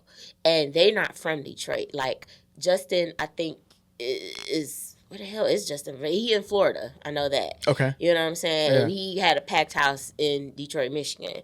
Amber is in California and had a packed out show in Detroit, Michigan. And I'm like, when I go to these other... Like, I had a show in New York. Nobody was there for me. Didn't know. They like, oh yeah, can you sell some tickets? Not at all. Like, but I will be there and I will be funny. Yeah. But when I went to New York, it was cool because I did meet some girls, and they was like, "Girl, you call me anytime you in New York, and I will come to a show, and I'm gonna bring the girls out." I'm like, nice. Yeah. So I say that to say, like, because I don't want to just be a local comedian. Like, so I purposely go to these different states and stuff and try to build a fan base. And so when I opened up for them too, I was like, I want a fan base like that, Yeah. And I think it's important to get out, network, and be nice to these people. For sure, yeah. Yeah, like, and so I just watched them and sat back and I seen how Justin took pictures. Like, I'm talking about these people was in line for like 30 to 45 minutes after the show and paid him money to take pictures with him. No, it's awesome. And I was like, I want people to love me enough to want to take a selfie with me and pay me. Right. And I want to love and embrace my fans, like, because he was very polite. He was nice. He wasn't acting like a witch with a bee or nothing. Like, So how does he create a fucking fan base that loves him? So, I mean, is he huge on social media or what? I think it's social media. What I noticed, both him and Amber have a nice, huge social media presence. And, with a lot of stand-up comedians, it's, oh, you funny online, but them skits can't get on the stage. They're funny on stage. Like, I don't know, because I didn't get to ask them this. I don't know if they started off doing comedy and then with the social media, or they started off with social media and then with the comedy. Yeah. But I know they got both. Yeah. They have both. And I respect it. It seems like you have to do it anymore. Yeah. Because, like there's a bunch of, like, old school dudes that are like, I just want to do comedy. I'm not doing a podcast. I'm not doing social media. I'm not going to try to, like, post all the time. And you only gonna be seen in the city or a hood near you. And then that's how it's going to be. Like, Yeah, it's like, how are people going to come see you if they don't know who the fuck you are? Like, you're not going to go on Letterman or something now and, like, then you have a national audience. Like, that's just not how it works anymore. Yeah, I do feel like some people are only okay with doing comedy in their home city, and that's fine. It's a hobby for you then, in my opinion. Yeah. But I don't want to just be a local female Detroit comedian. No, yeah, you gotta. Yeah, we want to go beyond that for sure. Yeah, and dude, I didn't realize how big the scene was here until I got started. Yeah, I was like, holy shit! There's like 30 like excellent comedians in this area, and then there's like 100 motherfuckers like actively grinding right now. Yeah, I did a skit. It's not a skit, but like a reel. It's at the top of my page, and it was like Detroit comedians, and they was doing that challenge, like where you punch and then the other one. Yeah, I saw that one. And it was so fun to do, but it was no way possible I can get everybody in it. And I was like, I'm going to do another one. But they were acting, I don't want to say they was acting weird when I was trying to get it done. But it's like, you know how hard it was to get that little short video from everybody? Oh, yeah. And that was like, one that had like Mo and April Hollywood. Was she in that one too? Yep. And I put as many people as I could in the chat, and that because I was like, y'all, I don't want y'all talking and rambling. I was like, just send the video, and if you want to have a side conversation, go over there and do it. They didn't listen, and some people was leaving the group because they want to hear that bing bing bing on the phone. Yeah. And it was very difficult to do, but I'm glad I was able to get it out. But when I tell you, it took me almost 2-3 weeks to get that video out because waiting on people to send their shit. And I was just like, fuck y'all, I'm out. Let somebody else do it. But it was fun, and I appreciate the people that participated. Yeah. It was fun. Fuck yeah. Yeah. I love the scene here, dude. I hope it keeps growing so that there's more spots to do. You know, that's the only thing. It's like, I just don't want to have to fucking, like, Wednesday night, you got to go from, like, Livonia to fucking the East Point to because every other city. week is Row House. Yeah. And then Keisha's on Wednesdays now. Yeah, Keisha's every Wednesday. Row House is every other Wednesday. And then Ophelia has, and Stephanie Ann has Harv's. Yeah, so those are alternating weekends from Row House. Who else is on a Wednesday? Like, I have to look because I've been at work and I haven't been able to go to all the open mics. Like, now my schedule has changed. It changed every 6 months. I am so happy I finally get to go to New Wave and practice some shit. Like, I have not gone to New Wave yet. Oh, New Wave. Okay, so it's different times with New Wave. Like, if you go, Paulie starts at 7 p.m. and it goes to 2 a.m. If you want a calm scene, you want to practice your jokes, go earlier. I may even start at 5. I can't remember. But earlier, if you go after 9 o'clock, you got the drunkards, and it's okay because what I've learned from going there, because I always would go late, I'd be the one going up at the end, somewhere between 12 and 2 or something like that. But what I will say is I appreciate that because it got me ready for bar comedy. Yeah. I'm not honestly the biggest fan of bar comedy. I prefer like comedy clubs and theaters, but I want to still be able to do it all. And if I'm not going to turn down a booking because it's at a certain place, like now I'm able to get through those distractions and, you know, deal with, you know, somebody. Backs to you, people watching TVs. They don't give a fuck that you're there, you know. Sometimes it feels good when they turn around. Oh, yeah. Yeah, you want them. You want them. You had that battle. Yeah. Yeah, this is why I like doing the shitty rooms, too, because, like, one night stands is just a treat. You know, like you go there, they're there for comedy. Everyone's staring forward. They're all shutting the fuck up. They're paying attention. But then you do like the Legion. And you're like, fucking damn it. Or like, or the tough room, like some of the rooms in Detroit, it's the late make me laugh audience. Like they're like mad that you're even how the fuck you get on stage like you know and so like you learn to appreciate those rooms. You learn to appreciate the rooms that don't have an audience, you know. When I first started, I was always going to Starters in Southfield, Tony Roney's room, Comic Vibes, and some nights we had people there and then some nights it's like we're telling jokes to the comedians in the cheers. Like, you know what I'm saying? So I learned to still perform and get my all. Because one time I had a show and there really wasn't nobody there. And, you know, those 2 people in the audience mattered. When I went to New York, we didn't have a packed house. But those 4 girls that were there, I made a connection with them, and now they like, whenever you come to New York, we come to see you. Nice. So you still, I no matter what the audience, you always got to get your all. You don't know who in that audience. Right. Yeah. So. Yeah, and the audience shouldn't get punished just because like there's not enough. Yeah, they still pay their money, and even if it was free, like you don't know who you performing in front of. Right. Like, there's some comics that I've talked to that are almost like they don't know how much time I've put into this. And I'm like, they don't give a fuck either. Yeah. They just want to hear jokes. You go up and like do your set and like kill it. You know, it doesn't matter if it's 4 people or if you got one guy who's kind of turning around at the bar and everyone else is watching the baseball game. It doesn't matter, you know, like. It was okay. So my first show with Mike Ball was so funny because it was this one guy. He just had his back to the stage the whole time, and when I tell you, he picked on him so much and made him turn around, and the guy was like. Like now you're just trying to hold in and laugh, sir. He's like I'm gonna be the heel. I'm not gonna laugh for you. It was so funny. And like I have a joke where I've looked for that one guy that's in the audience like this, Yeah. I'm going to make you laugh. And in this joke, like, I even point to the guy while I'm talking, and usually this happens like, yes, thank you for laughing with your shoulders, sir. So yeah, it's fun. Like it's a roller coaster, but I like it. Yeah, I love it. I feel like the mic he did in Miami, like the other comedians were doing like mostly crowd work. Okay. And then he doesn't do a lot of crowd work.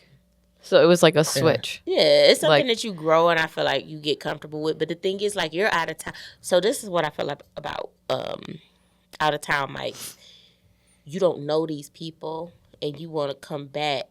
I do like 60-40 when I go out of town. I'll do my set and just do some fun stuff. Yeah. And like, cause my goal from out of town, like versus at home, I may do all new stuff practicing, depending on what room I'm in.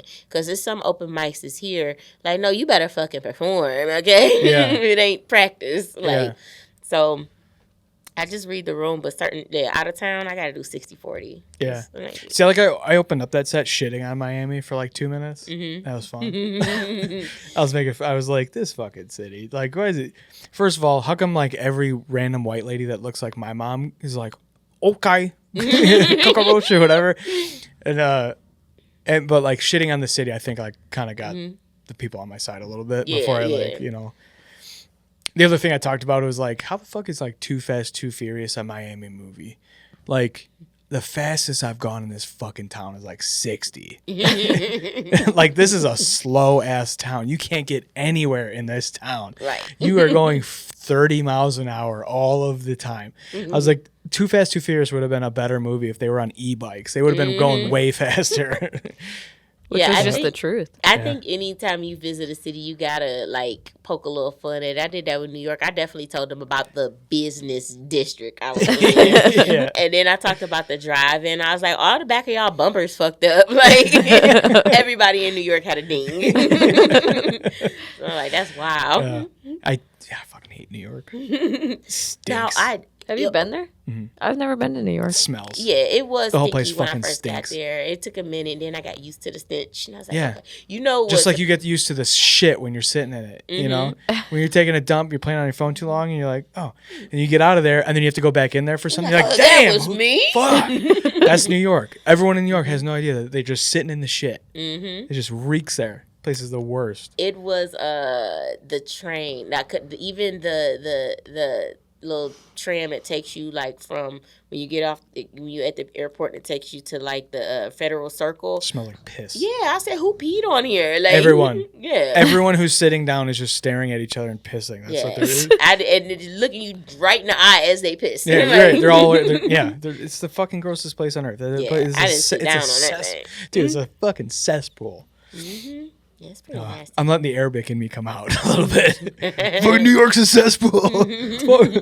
There's 2 buildings I really don't like. And Hollywood God. Boulevard smells like shit.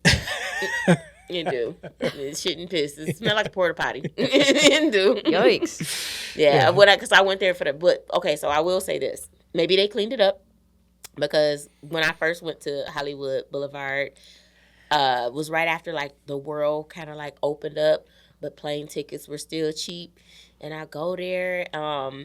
I had went there actually because I was in Vegas for like a week, and Jordan Jackson like, hey, we doing some skits, so I caught the bus to California, and yeah, I'm like, okay, I'm gonna go see Hollywood Boulevard. The first time I went to LA, like it disappointed me because I thought, everybody's clean eating, it's gonna be nice and awesome, and then I think I seen what I think is human shit. And I was like, and then I go to Hollywood Boulevard and I'm like, it smells like ass and tacos and pee. Yeah. Like it was just like, cause they had some of the food trucks out. It's just like I didn't know what. It's like mixing food and shit piss. Yeah, And you're I'm like, like, Beria and ass. Like Yeah. it's just, oh man, that's just it was dirty. My buddy moved out there, and he was like, the hardest thing to swallow here is that Hollywood is the fucking hood, and Yeah. it sucks. It's the He's like, hood. there's so many fucking crackheads just sleeping in tents, human shit everywhere. Yeah. You walk past these people, he's just like, and he's like, and the locals are just stepping over people. And- They're just like stepping over sleeping people on the sidewalk. Like that's fucking That's normal. crazy. And they're like not even looking up from their phones. They're just like typing on their iPhone while they Oh my step God, over a guy. just tripped over a bum. Yeah, Like and this guy what the fucking fuck? stinks. Yeah, it's just a different fucking I was world. shocked. And then I went to LA again, and I was like, "Oh, this is a little better part."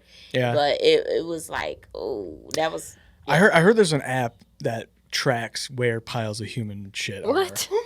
Like it's like a joke For real? app, but Oh it's my real. God. Like people actually are like reporting Mr. Hanky has been sighted again. piles of human shit are. That's crazy. Downtown Denver's like that too. They have like a Really? street that's like tent city. Like there's tents all along the road where it's all homeless people. Vegas has a lot of homeless people too. Yeah. Yeah. It's got to be just like the Sad. warm weather areas. Like, well, I guess Colorado's If I not was really, homeless, I but- would rather be homeless in a warmer city Yeah. versus Michigan. Yeah. Oh yeah. If I was like, oh, I'm like, I would get all my coins and get on that Greyhound. yeah, I'm going to Orlando, bro. And get the fuck I'm gonna annoy on. the tourists. Yeah. Try to get some money out of them. You going to Disney? Can I get $1, bro?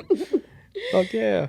Oh man, yeah, that's what I definitely. If I was homeless in Michigan, like I would probably hurt myself and be in the hospital during the winter. Oh yeah, to get Yeah, warm up. Yeah. yeah. Oh, dude, there's definitely homeless people that are like committing petty crimes just to go be warm in Be the jail. jail. Just go to jail Yeah, just for the winter. yeah, I'm gonna just like go to a Starbucks and just go like map and just like until I get arrested for Or trespassing. piss in one of their cups.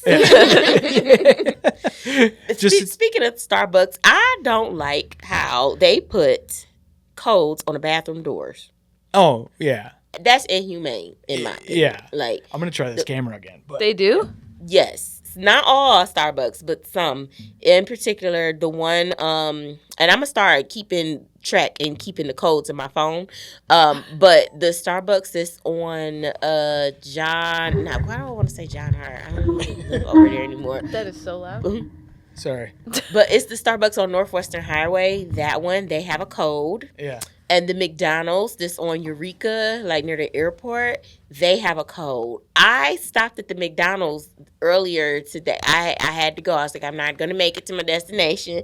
And I'm there, like they flat out ignore me. I'm like, excuse me, ignore me. I was like, what's the bathroom code? And then this guy who, English is not his first language, so when he said the numbers, I was like, what? I hadn't had any coffee yet. I didn't know what the fuck he said. And I tried this code, and it's not working. And I go back, I was like, it's not working. Yeah. Then she gave me the code, and I finally got it. If I would have pissed on myself, McDonald's was going to have a problem. Yeah. And because the thing is, like, I understand, like, the bathrooms for paying customers or whatever. But I was like, what if there's someone with a child or anything and they got to get into that bathroom and y'all Like put now. fucking locks on the door? Like, Right. that's crazy. Like, low-key, Eureka, that whole area is the hood. But, Dude, even in downtown, like downtown, every restaurant has keypads on their doors. I don't like it. I went to Avalon, got a fucking $19 salad. I'm like, I gotta take a piss while I'm waiting for it. And I shouldn't have to ask for the passcode. What's the code? And then she's like whispering it. I was like, oh, you said it's 2314. Thank you. You know what? Someone needs to make a bathroom code app. You put it in the location. Like, oh my God, maybe I should do that. Got a new business plan. Yeah. The bathroom code app. Hell yeah. I like that. Dude, oh right. And How then, they do? And then like like all the people on the app are adding in the Adding it, hey, yeah. the number here at Hell Avalon yeah. is 2314 or whatever. I'm getting That's on the real code. ChatGPT tonight and had them do that shit. Dude, Codex will make the app. Fuck yeah, Yeah. for free. Yeah. Dude, I that's like that's not a bad idea. A little social media action. You join my fucking Yeah. app, and you get the code no matter where you go. You don't have to fucking ask. And homeless people got phones now, so Yeah. Hell yeah. homeless people were They'll scary when I was ask a for a kid. Now cash they're app. just they're like, You got cash? I don't have any cash. Oh, you Venmo me, bro. I take Zelle. Like, hold on, you Venmo. got a bank account. What the fuck? Yeah. Yeah, that's funny. The funniest thing about it was Scary Movie when he was like, "You got $1?" She's like, "Oh, here's a nice sandwich for you, homeless man." I said $1, bitch. I love it. Dude, my buddy works for he works for his like family's company, and they have like 3/4 houses and halfway houses. And there's this corner where there's these fucking crackheads in Pontiac where I get off, and there's these fucking crackheads every day, and they're aggressive crackheads. Oh man! They're like walking up to the window, be like, "Come on, bro! Like, don't make eye contact with me, scum!" Like I'm, I'm rolling my window up, I'm looking straight forward, both hands on the wheel, like I'm driving past a cop, but it's just a crackhead wanting money. But so like they staring to your soul. So like it was pissing. It was like not pissing me off, but it was like an annoyance that this guy was like walking up to my window every fucking day. Every day I get stuck at the same light. He's like, come on. He wasn't touching my car or anything, but he was just like, I'm like, fuck you, dude. Go away. Like, fucking, you know who I miss? But I, as I was driving, I got stopped at that spot. The fucking same crackhead was like doing this fucking prayer hand shit. Come on, bro, I'm a veteran or whatever the fuck. And I'm like, you should call the VA. Yeah, right. Not my problem, bro. I don't listen. I need $1. You got $1. And I think that's what frustrates me because usually when I get asked, I'm broke at that time. And I wonder, like, is this God testing me? Is this part of my tithes? Right. But so I turned the corner where this crackhead's always at, and I see my buddy. Who I know he runs halfway houses and 3/4 houses, but I see him like picking up trash, and I'm like, so I call him and I go, "Is that one of your houses?" He goes, "Yeah." He's like, "You just see me?" I go, "Yeah, I just honked." He's like, "Oh, that was you?" I was like, "Is that fucking crackhead one of your guys?" He's like, "Yeah." I'm like, "Tell him to cut it the fuck out, dude." Like, I'm about to smack this guy. Every fucking day he walks up to my window, does the fucking prayer hands. That's like, aggressive. Bro, I'm not paying for your fucking fentanyl. Get away from me. I'm not giving you a fucking $1. It's not happening. It was at one point where I would say I wouldn't give people money, but I would buy them food. The reason, so my family's probably going to be mad if I tell this, but I don't care. I stopped giving money as a kid because I seen... that area on like where Northland is at, that little bridge is like 8 Mile, Greenfield is like right near Northland Mall before they tore it down. Me and my mom's in a car and she's driving and she sees my uncle and he got a sign and she like, "Ralph, what's wrong, Ralph? You got family, you ain't tell nobody." And he like, "Oh, get out of here, go." Yeah. She's like, "No, Ralph, what's wrong?" My mom was really persistent. You can't shoot her off, okay? Yeah. And she's gonna come back. And he was like, "Oh, it's just a hustle, baby." My uncle had a big ass house on the east side, and they were good. But he just wanted to get some money. He was out there hustling. And I used to sell cologne in that parking lot. See, I swear to God. Ever since then, I said, I'm not giving nobody no money, but I would buy people food. Yeah. Well, guess who messed that up? Okay. I was living in Midtown at the time, and me and my ex would always go, like, after the club, we at the Detroit one, Coney Island. Like, it was bad. The workers knew us, okay? So I go in there, and this lady walks up to me. She's like, "Can you buy me a cheeseburger?" Whoop, whoop, whoop. She did ask for some money first. I was like, I ain't got no money for you, but I'll buy you some food. She's like, "Okay, well, I want a bacon cheeseburger with, and I'm like, "Oh, you specific, okay." So I bought it. Now, first of all, this lady here was freshly done in a ponytail, and I was like, her edge was laid better than mine. And I was like, it's okay, because, sometimes she could have had somebody help her out or whatever. Yeah. You could tell she was like on something, though. I go in there, and I order the food. Now, the lady that was working there at the time, she's like, "I'm going to let y'all know, because I know y'all come in here all the time, but she then had 3 people already come in here and buy her food." I was like, "Well, she hungry as hell, ain't she?" and it was like, "Well, no, the issue is that she's going and she's having people buy her this food, and she's taking it and she's selling it to the ones who really hungry for way less to get the money." I and said, then she's using that money to get the fucking "Oh, bitch, fixed. not today." Okay. And then so I said, "Cancel that motherfucking order." And then I walked. She's like, "It's in there." I said, "It's in there." Now we went to that car so fucking fast. Yeah. Dude, but this is hard. And so now what I do is I haven't been there in a while because my work schedule been crazy, but it's the food truck called imablessing.org. And Jerry is so amazing. Every Wednesday at 1:00, they're there, rain, sleet, or snow, at Woodward and Peterborough, right near that same Detroit one, Coney Island. It's like Coney Island, and it's that block right there. And they give food away to whoever's hungry. You know, and he's funding this like out of his pocket. He's making the chili or the sloppy joe. I would do my famous bread. It tastes like Italian cheese bread. It's so good. It's like Italian cheese bread and cheddar bay biscuits combined. If they had a baby, that's the bread I make. Oh, that sounds so good. It's so fucking good. What is this guy's name? Jerry Boykin, and it's I'm a Blessing food truck. I think the website is imablessing.org. And so they meet there every Wednesday at 1 o'clock, no matter what, they are there. And then they stay there for like 30, 45 minutes. And then they go to the Rosa Parks Transit Center and just give out the food until it's gone. And sometimes, like, I think it was Motor City Soul Food, they donated a whole bunch of food. People will randomly come up. Is this one guy, he randomly was like, here, $100, just give it to somebody. And Jerry will go out and just, look at the people. He was like, they really need this money. Because there's some people... He ain't gonna give it to the ones that look like they gonna put it up their nose or in their arm. But sometimes it's mothers out there with their kids, or it's just, people who really, really just need help. See, that's the thing, man, is like there's people that are actually hungry. Yes. And then the motherfuckers that prey on people's good will, and then they get burned and they're like, fuck that. I'm not helping any homeless people anymore. You know? And, like that lady, Yeah, that lady, and she's just trying to get her fix, which I wouldn't want to be in that head where I got to get my fix. Like that sucks too, but you... man, I don't know. It's such a complicated people thing. Who really trying to, like, that lady had 3 fucking burgers. I say, not today. Yeah, fuck her. But like, even some of those people, like, they do get back in line because they're hungry. We can only get so much, and we want to make sure everybody get a little something. Yeah. It's this one guy, I don't know his name, but I call him for Shizzle, because the first time I worked at the truck, he walked up to us, for Shizzle, my nizzle, and I was like, okay, for Shizzle. So every time I see him, he's a big guy, tall, stocky guy. That little cup of chili we giving him, he get in that line about 4 times. Okay, yeah. I said, listen, for Shizzle is still hungry, y'all. Okay, so I get why but it's some people who that is their meal for the day. Yeah.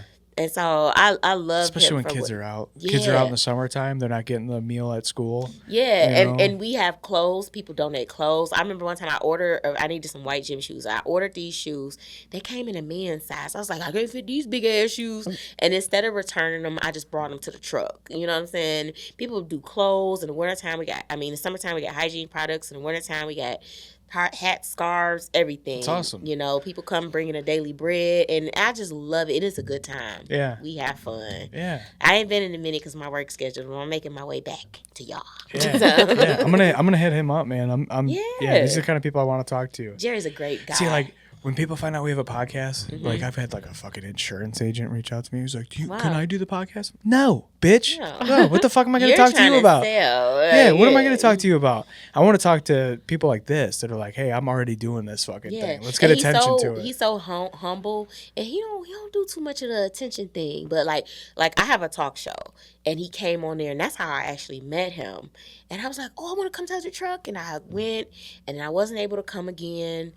Vehicle issues and stuff, and then I started going again, and then work got in the way. But it's like I always make my way back. Yeah, you circle back. Yeah, that's awesome though. That's the kind of help I would want. Like I want to be a part of. Yeah, knocking on my fucking window so I can like put something up your nose for you. No, I'm not doing that shit for you. And I'm not gonna say that it don't be some people out there that do that, because I unfortunately I had seen a friend. Or I'll say a stage buddy. We used to do stage plays, and I'm talking about, it broke my heart to see him out there. And I know it's drugs. I know, and it broke my heart. And he's like, I'm trying to do this. He asked me for some money, and normally I wouldn't give it, but I gave it to him, and it just broke my heart to see him. Yeah. And Jerry, like, sometimes, a lot of the people that work on a truck has seen someone that they know out there and didn't even know that that's how their life was. Yeah, it sucks. It sucks seeing people just depreciate into this like fucking shell of what they used to be. Yeah, it sucks. I have a friend that she was, in high school, fucking beautiful, smart, funny as fuck, and then she just got into a handful of really bad relationships that fed into like the worst parts of her personality, and then I hadn't seen her for a couple of years, and then like I helped her out, and and I was like, Jesus, like what the fuck is, you know what I mean? Like, And I just saw her and like the shit that she was saying just was like, I'm like, oh my, like you're talking like a fucking crackhead. Like everything you're saying is nonsensical. You're aggressive. You're like, you know what I mean? Like all these like traits that she never had before. And I'm like, man, you're falling apart. And like, sometimes those drugs will bring out a mental or personality disorder. Like it amplifies it. oh yeah. Unfortunately, yeah, and it's just really messed up because sometimes people they are in those situations because they voluntarily tried it, and then it's the people who unfortunately was slipped to them and now they hooked. Yeah. And like and that's they didn't even have a choice in this situation. Yeah. It's messed up. Yeah. I caught something in my drink before twice, and I'm fortunate enough to. Hey, what the fuck is this? Like, Oh, man. like, Yeah. 'cause you never know. Yeah. Like, not next thing you know, in Debo's pigeon coop. Like, so I always gotta make it. I'm sorry, y'all. And the holy first time, fuck, what a reference, dude. Oh, I love it. and like, okay, so the first time I'm at Club Blue, and I'm with my ex now, but we were in a relationship at that time, and they, these guys had some type of access, and we was just chilling, in there. It wasn't during normal club hours. It was middle of the day. And, we go upstairs to the bar, and like at the time, I was drinking Hennessy, and they're like, oh, what you want to drink? I said, I'll take a Hennessy. You know what I'm saying? They had me make my drink, hand it to me.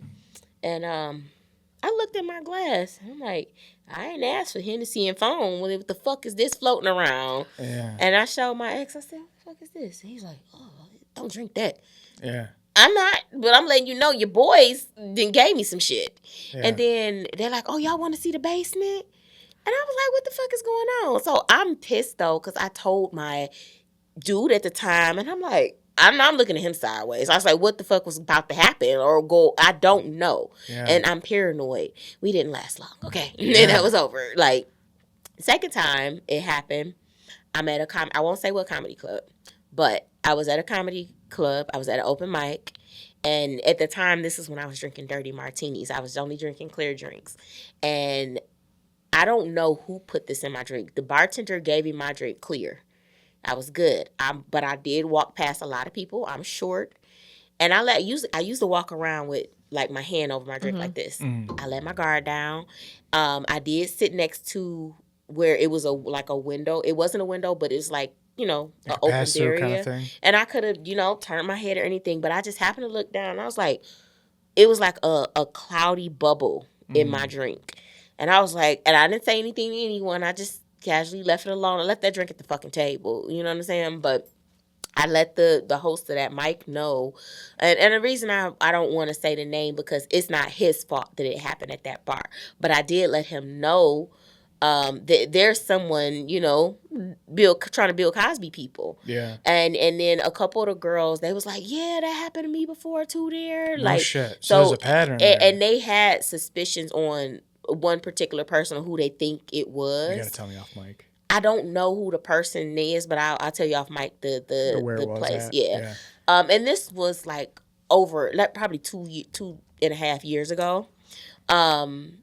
But yeah, you know what I'm saying? You just got to be careful. Like, I don't take drinks from people like, oh, I brought you this. I don't want that shit. Yeah. I'm the same way. Yeah, I don't want that shit. Like, if it didn't come from the bartender, I don't want it. Like, I don't even drink no more, but it's just like, I'm glad I don't because of shit like that. Yeah. Didn't one of our friends like have a drink and was like super fucked up and There's been a couple of times, like recent, like the last couple of years. Yeah, she was, like, had a beer and was like fucked up. Yeah. We were at a concert.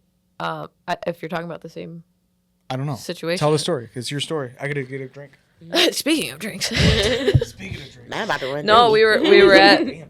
Oh Water or anything? no, I need to let my water go. we are getting. I'm just giving you water. Yeah, we were at like this concert, and my friend drank. She had maybe a couple of drinks, not enough to make her like where she's like nodding out, and so she ended up like calling an Uber, and like we got her home, but then she was like throwing up everywhere, and like just it. And then there was a text on her phone that said something along the lines of, "So how was it?" or something. So And it was from a number. And it was from a number she didn't know. Yeah. So See, something like that. And that at that same venue, one of my cousins also had one drink, and she was like blacking out. So not cool. Yeah. I took a girl home from that same bar. Hot. And she, no, not like that. I guess I did. I set that up. Okay. And but she was like, "Can you take me home?" And she just randomly burst. She's like, "I got diarrhea," and I was like, "But I think something got put in her drink." And the next day, she's like, thank you so much." But it was around that same time. Yeah. And the roofie master was loose. Yeah. I think one time in college that somebody put something in one of my drinks because I drank. We were on a party bus and we went to the one bar and I had I think a beer and then I was throwing up all over this bar. So I'm like, what is? No. Like that's not. I don't puke like that. Dude, So. Did Brandon tell the story about finding the chick on the freeway entrance in Detroit and he took her home at the party? Who? My buddy Brandon. Oh no. So he was telling me, so he's always, like, he's from the city, so like he's always, and he's a busybody, so like he's always doing some shit. Like we're pipe fitters, we're working at like 6 a.m. in like Warren, and this motherfucker's like, oh yeah, I went to bed at like 4. Like that's the kind of dude he is. But he was telling me, I thought he told the story at my birthday party, but he was telling me that he was leaving one bar or house party or some shit to go to another place, and he was about to get on the freeway. I think he was getting on the 94 or something, and he just happened to see a body he just happened to like see a body. That was a real mic drop. Yeah, mic drop. Like in the fucking median thing, like between like the service drive and the entrance ramp, and he's like, "What the fuck?" So he stopped, and it was just like a chick who was like just there. And he's like, it's like a cute white chick who like does not belong where she's at, and it's the middle of the night on like a Saturday night or whatever. Oh my God. And so he's a good dude, so he's like, he stopped and he's like, he said he had the thought of like, I could get like fucking Me Too'd for like trying to be a good person right now, so I should probably just leave this bitch. But he's like, by a drunk driver. yeah, but he's like, but if this chick ends up fucking dead, or whatever, like I end up hearing about this chick getting like fucking picked up and raped and killed or whatever, I'm gonna feel like a piece of shit for this. So he got her into his car, and she was like, same thing. She was like, he said that he's got a nice car, he's got a Mustang, and he was saying that she like made him pull over at one point because she was like in and out of consciousness, but she like was pulling over, she's like throwing up all over the place. And he said like she was all like disheveled, like she was like wearing I don't know if she was wearing a skirt or shorts or something, but he said like at one point she was like leaning over and she was like so disheveled that her like pussy was out and stuff, and he's like, what the fuck, She didn't realize it was out. like he's like, this is just like fucked up, like I'm gonna end up in trouble because of this bitch, like why am I helping her right now? But like I think she better thank God that he helped her, because the wrong person could have found her. Yeah, and he's a good dude. So he was like, give me your, like, he's like, how do I get you home? She's like, I don't even know where I'm at. And she's like throwing up and crying and shit. And he's like, just give me your fucking phone. So he like, hopefully nothing happened to her prior to. Right. And so he like, she gives him a phone. I think he just like went into her GPS and like just clicked home and just drove her all the way the fuck back up to like Clawson or something. Oh my gosh. And like, he was like, what am I doing? Like the whole time he's doing this, he's like, I'm a fucking black dude. I found a random chick on the fucking street in Detroit. Like, why am I doing this right now? Like, thinking, like, I'm going to fucking, like, this is... Grade A certified way to jail. Black guy picks up random white girl. Right. And like, oh, you know what? No, he didn't drive her home. I'm mixing up stories. He did not drive her home. He tried to drive her home, and then he ended up going in, like, her top handful of text messages to, like, find the people that she was supposed to be with, and he got her friends to come get her. And witnesses, good. And they were like, yeah, so like the friends like came and met up with him, and they, yeah, but like I thought he drove him home. I'm conflating stories, but yeah, no, like he's like the whole time he's telling me this, he's like, I don't know why the fuck I did any of it. He's like, I should have just stopped and like called 911 and waited for them to come grab her. God works in mysterious ways. Was she in a car or she was just out? She was just on the ground next to the freeway, just. Had no idea how she got there, was barely like in and out of consciousness because she was so fucked up. Came out of somebody's car. Yeah. Right.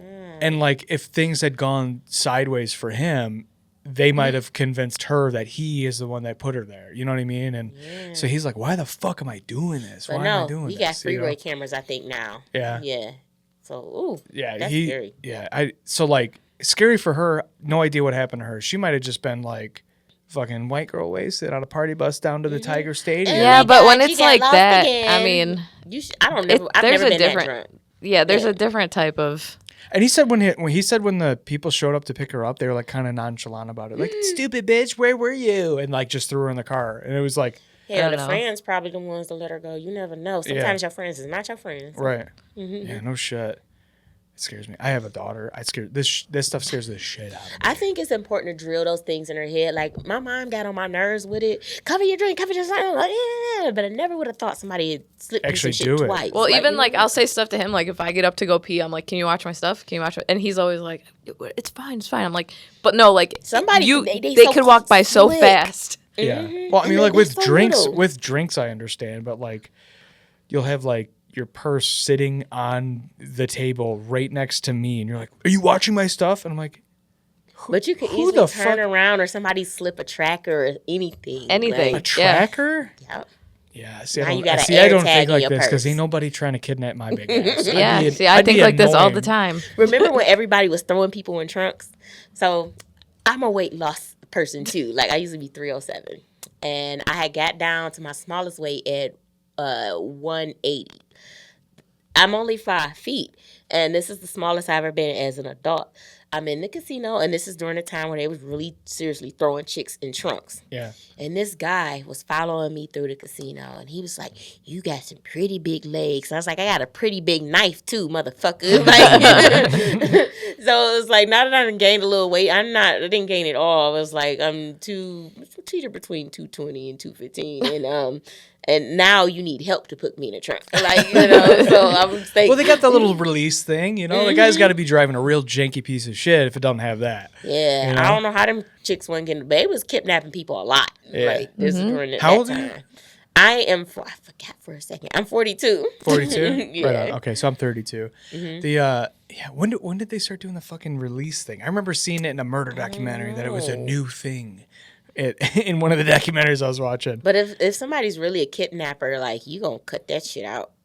You know what? Fair. Yeah. That's Like yeah. I never kidnapped nobody, but I think if I did kidnap someone, I'm gonna put a little thought into it. yeah, I'm gonna plan that shit. Like you ain't kicking out no tail lights or pulling that release thing. Yeah. Yeah, my shit's bolted in good. There's no release anymore. I'm clipping that shit. That's why you just got to keep a knife in your bra or something. This is survival tactics. That is where I keep my knife. Yeah. See, that's why I got patted you down. Dude, something's wrong with my dick. Yeah. There's something like there's. It's a little knife hidden back there.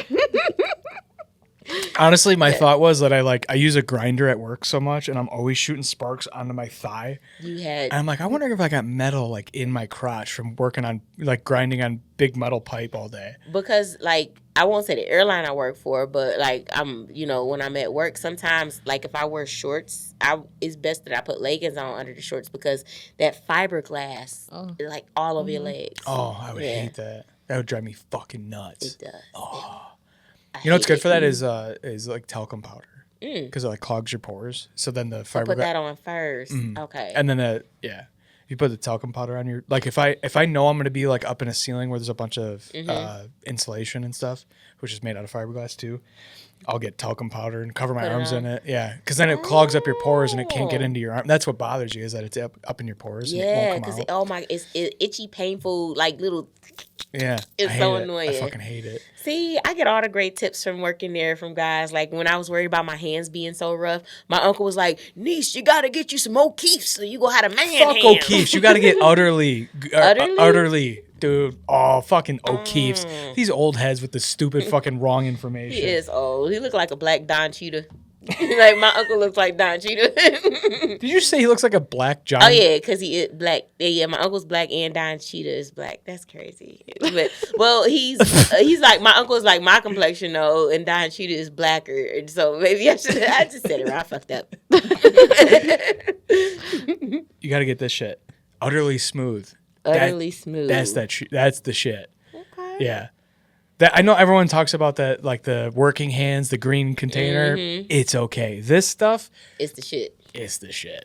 I'm gonna really put it to the test because if it get that callus off my big toe, okay, that way I ain't gotta have my girl at the shop, Sun Lee, pull out the Dremel and fucking. Because you know, when I go to the nail shop, I don't give a fuck what's not legal anymore. Where is the scraper? Yeah. Okay, I want that cheese grater. I'm not getting pedicure here. Like, wait, it's not legal anymore. It's illegal to really use that. Why? Because they say it's okay. I feel like if they scrape too much, you probably break skin. I can see that being a health hazard. Oh, because they don't like use a brand new one every time. Is that the issue? So, I should bring my own. You could. Why don't you just do it at home? Because they do it. Yeah, it's way better when someone else does it. Yeah, it's like cleaning the cuticles. Oh my god! Wait, where do you get that at? Do you get it like right here, like where your big? Yeah, where the big toe is at from the rubbing. And it's like, unfortunately, once you get it done one time, like first of all, like this happened as a kid. I think because I used to always, I was a Flintstone, didn't like shoes, and I think that's where my calluses came from. And so you get it done, you have to keep getting it done. Like it's because it grows back, you know, and.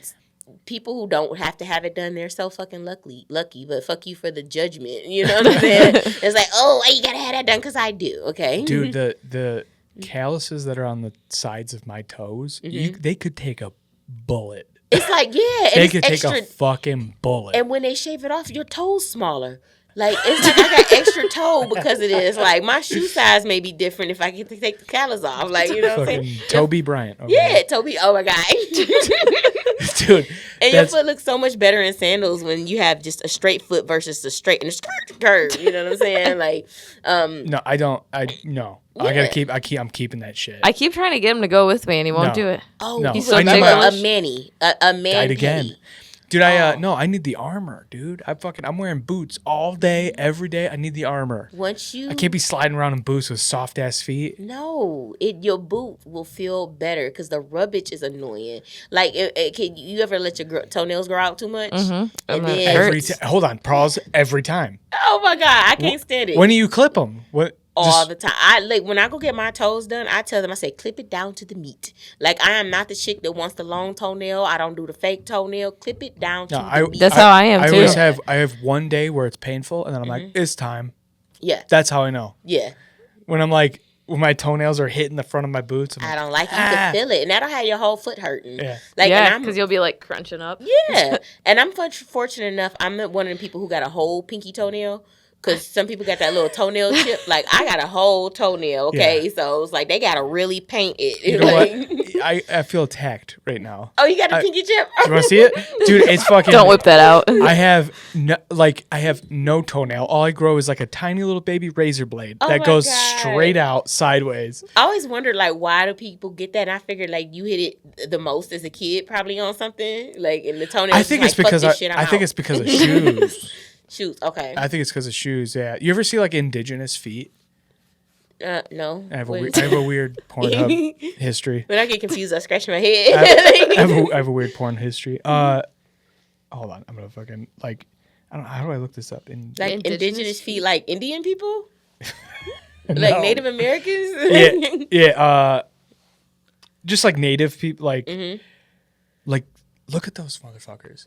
Like, see how they're all spread out? Yeah, I got the wide foot. Yeah, so like, but like not like that. There ain't no because they didn't really wear shoes. They're not wearing shoes. They don't wear shoes, so their feet like sprawl out like hands. Yeah, mine not all the way. And they're like that, they're like when they're walking and climbing and shit, they're like their toes are working. Their toes are grabbing onto stuff. When I watched Pocahontas, that their feet was a little grippy.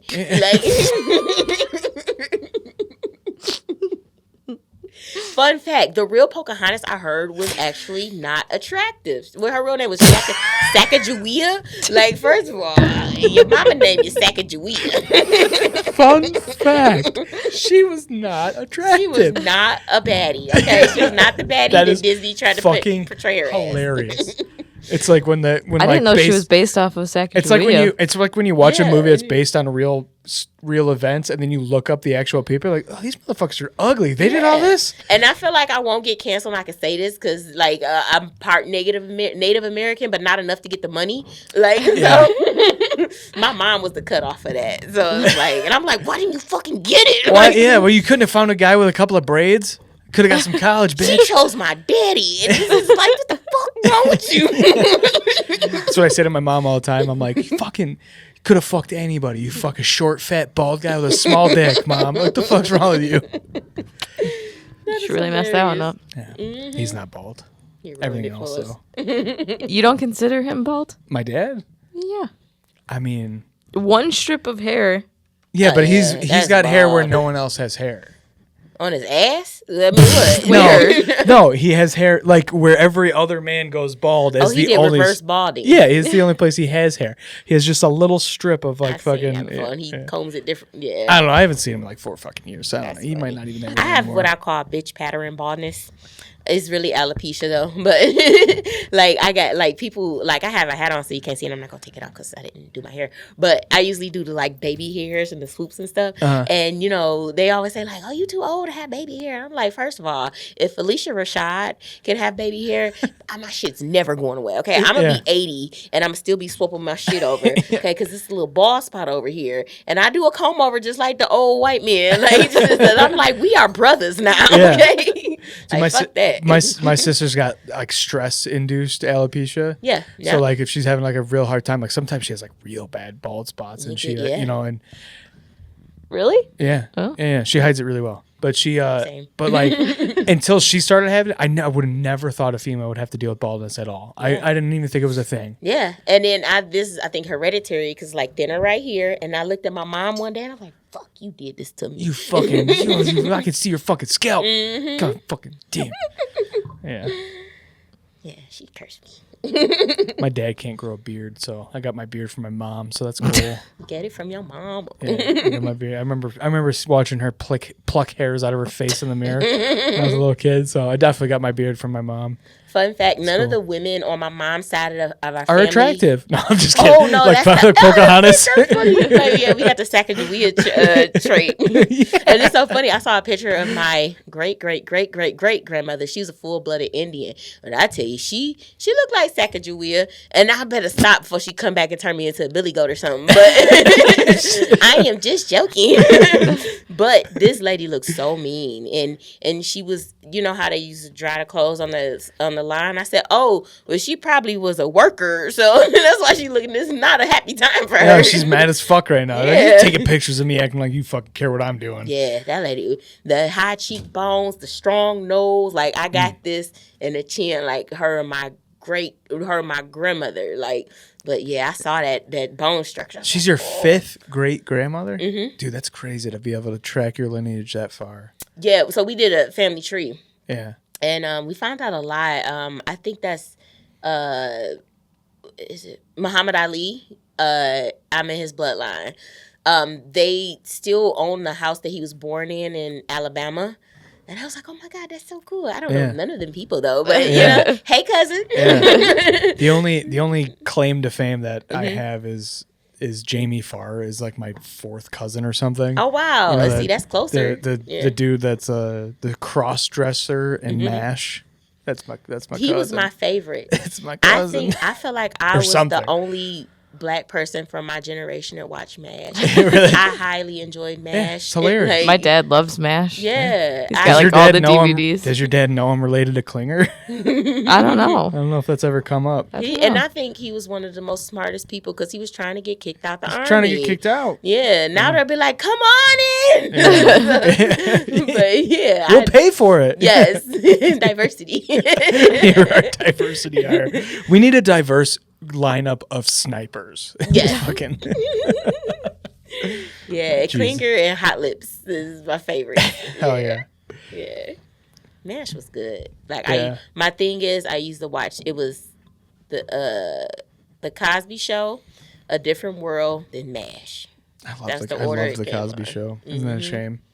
I seen Yeah. every episode. That's one show I can say I seen every episode. If you look at the side of that welding hood right there, can you see that sticker? Oh yeah, Bill Cosby. Do you see what it says? It's messed up though. Drinks on me. Speaking of, Jello pudding pop. I can't do Bill Cosby voice, but yeah. I don't think you want to anymore. Fucking. Oh man, it's like the older he got, the more cocked his eyes got. I said, this man is stressed out. I ain't seen him on that one. I was like up there, like, you in jail. I'm not. Like, he's like looking for cops behind him. That's what he's doing. Yes, he had the iguana eyes. Like, that's crazy. Dude, he you know what's fun? Obviously I'm a huge comedy fan, so we go thrifting and I'll look through all the records looking for comedy albums, and I find all these like Steve Martins and Lily Tomlins, but for every like diamond in the rough, there's 40 fucking Bill Cosby albums that I just am not gonna buy. I'm like, even though he's like one of the greatest comics of all time, he might also be the most prolific rapist of all time. You know what I noticed that people do? They separate the rapist from the artist. They did that with R. Kelly, like, and it's so funny. I just thought, like, black people was like, "Fuck that, we still doing the hustle." What was the step in the name of love? Like, I don't fuck with rapists, but I love the artists. Dude, some of my buddies were like, still like, you know what? I don't believe what they're saying about Dr. Cosby. I'm like, you didn't call him fucking doctor until they were calling him a rapist. He was never a doctor. He played Heathcliff Huxtable. Right. Like, he played a gynecologist. Relax. What are the odds? The rapey gynecologist. You know, gynecologists are nasty people though, because like I was working for this one healthcare industry, and I ain't gonna drag them through the mud because they're still my doctor. But I had did this thing, and I won't say the name of it because then you'll know. But they ride bikes every year for charity, and I just so happened to be working the table when the gynecologist, like, they're not at work, so they talking amongst themselves, and he's like, "Yeah, you know, I got these long fingers for a reason." I say, "You nasty fuck!" Like, he wasn't talking to me, but he talking to his people, and he did have long ass I play a saxophone fingers. Like, so these are just things I remember. Holy shit, dude! Yeah, we're past 2 hour mark. Oh yeah, we gotta wrap up, and I see that you're fucking the Zoom because you gotta pee or something. I can't even see the Zoom. Your phone lit up. That's That's why I pee. And you said you gotta pee, and our fucking camera fucked up, dude. I'm replacing these motherfuckers. They were so expensive and they suck. Yeah, I would definitely. Sony. And then look out for a class action lawsuit or something when shit like that malfunctions. Oh yeah. Did you have the video of your podcast kind of not be that good a couple of times? You may be entitled for it caused mental distress. It did. And anxiety. It did. And I'm gonna throw and I threw my shoulder out. It's too heavy. I couldn't focus driving home and I hit a pothole. Do you have any dates or anything coming up? I do. Actually tomorrow. I shouldn't say that one because I'm playing hooky from work. Don't put that part out. It won't be out by tomorrow. Okay, yeah. It'll be like a week. Okay, cool. So I have a show tomorrow in Canton, Ohio. Private birthday party. He turning 60 and shit. Old as fuck. Like, so, I'm gonna do that tomorrow, and then it's my ex's boyfriend's birthday party. That's cool. Gosh. Oh, well, fuck them. I'm just kidding. But something exciting. I am on the Detroit Women's Comedy Festival, so I'm excited about that. They actually booked me twice for the festival. When is that? So May 15th and 16th. On the 15th, I have a show at 10:30 at the Independent Comedy Club, and then May 16th, I will be at the. It's a dinner show. So we do the dinner show, and then there's a barbecue across the street at the Black Box Theater. The barbecue's from 12 to 5, and then the show, I can't remember. I'll have to look. But it is May 15th and 16th. And I'm just going to hurry up and bring it up because I'm so unprofessional. Okay, so the one I gave you the time already for the first one. The second one, Saturday, May 16th, at 6 p.m. Hell yeah. At 6 p.m. Yeah. And then where do people follow you at? Oh, you can follow me on all social media platforms, Facebook, Instagram, Cash App. And that's my favorite. Toi Too Tall, and it's TOI. Most of my social medias have an underscore and TOOTALL. And so on Facebook, like y'all see Toy. That is my main Facebook page. And I have to explain this to everybody because they're like, why you got so many Facebook pages? I kept getting put in Facebook jail. I'm a Facebook felon. And, I served time in Meta County Correctional Facility. And when they would violate me, because I've calmed down a lot. I used to say some crazy shit, and anything that popped in my head went on a status. And I'm so glad I don't do that anymore. But they would put me in Facebook jail. And I was like, oh, you're not going to shut me up. I just made another page. So I got like 4 or 5 pages. But 2 of them, they're not my overflow pages like church. Because you can't, you could follow people, but you can't add friends.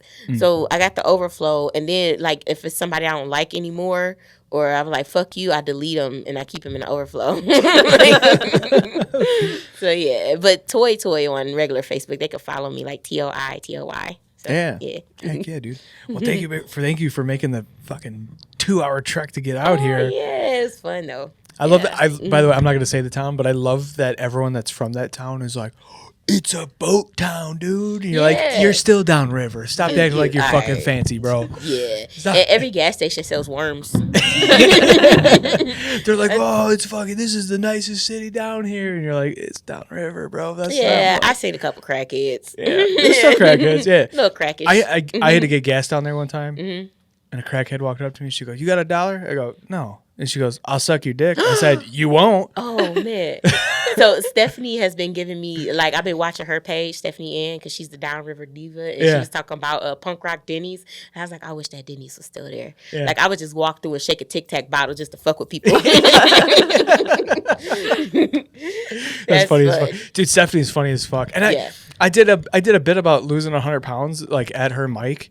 And then she posted on Facebook, like after I met her, like a couple months later, that she had lost like 350 pounds. And I was like, I'm not even doing my bits around you anymore. This is bullshit. We were all big bitches.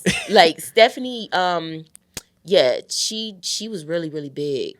Yeah, she, like to lose 350 pounds, that wasn't even, that she lost more than my heaviest weight. Yeah. Which is insane. Because I lost 124. Yeah. But she the big kahuna out here. And she lost it. Yeah. And meeting her, like I met her after she lost all that weight, I would have had no idea. I had no idea. So I'm up there talking about, like, oh yeah, I lost 100 pounds. I call us the bariatric beauties. And then it's like, you might see me 6 months. It's going to be like right now I'm up. Yeah. I'm up right now. I've been splurging since my birthday, but I'm on what I call Operation Unbig My Back right now. So working on it. Hell yeah. All right, dude, on that note, we're going to wrap up so everyone can go pee. And, yes. Dude, thank you for coming out. I'm sorry I'm sorry the camera was fucking up. I'm going to have to use Sora to like animate you in for like a half hour. Just like I'm just gonna hilarious. Like technical difficulties every time you're talking. but it was definitely fun. Hell yeah, dude. Yeah, sorry about fucking cameras. I'm gonna replace them. Sue Sony. Yeah.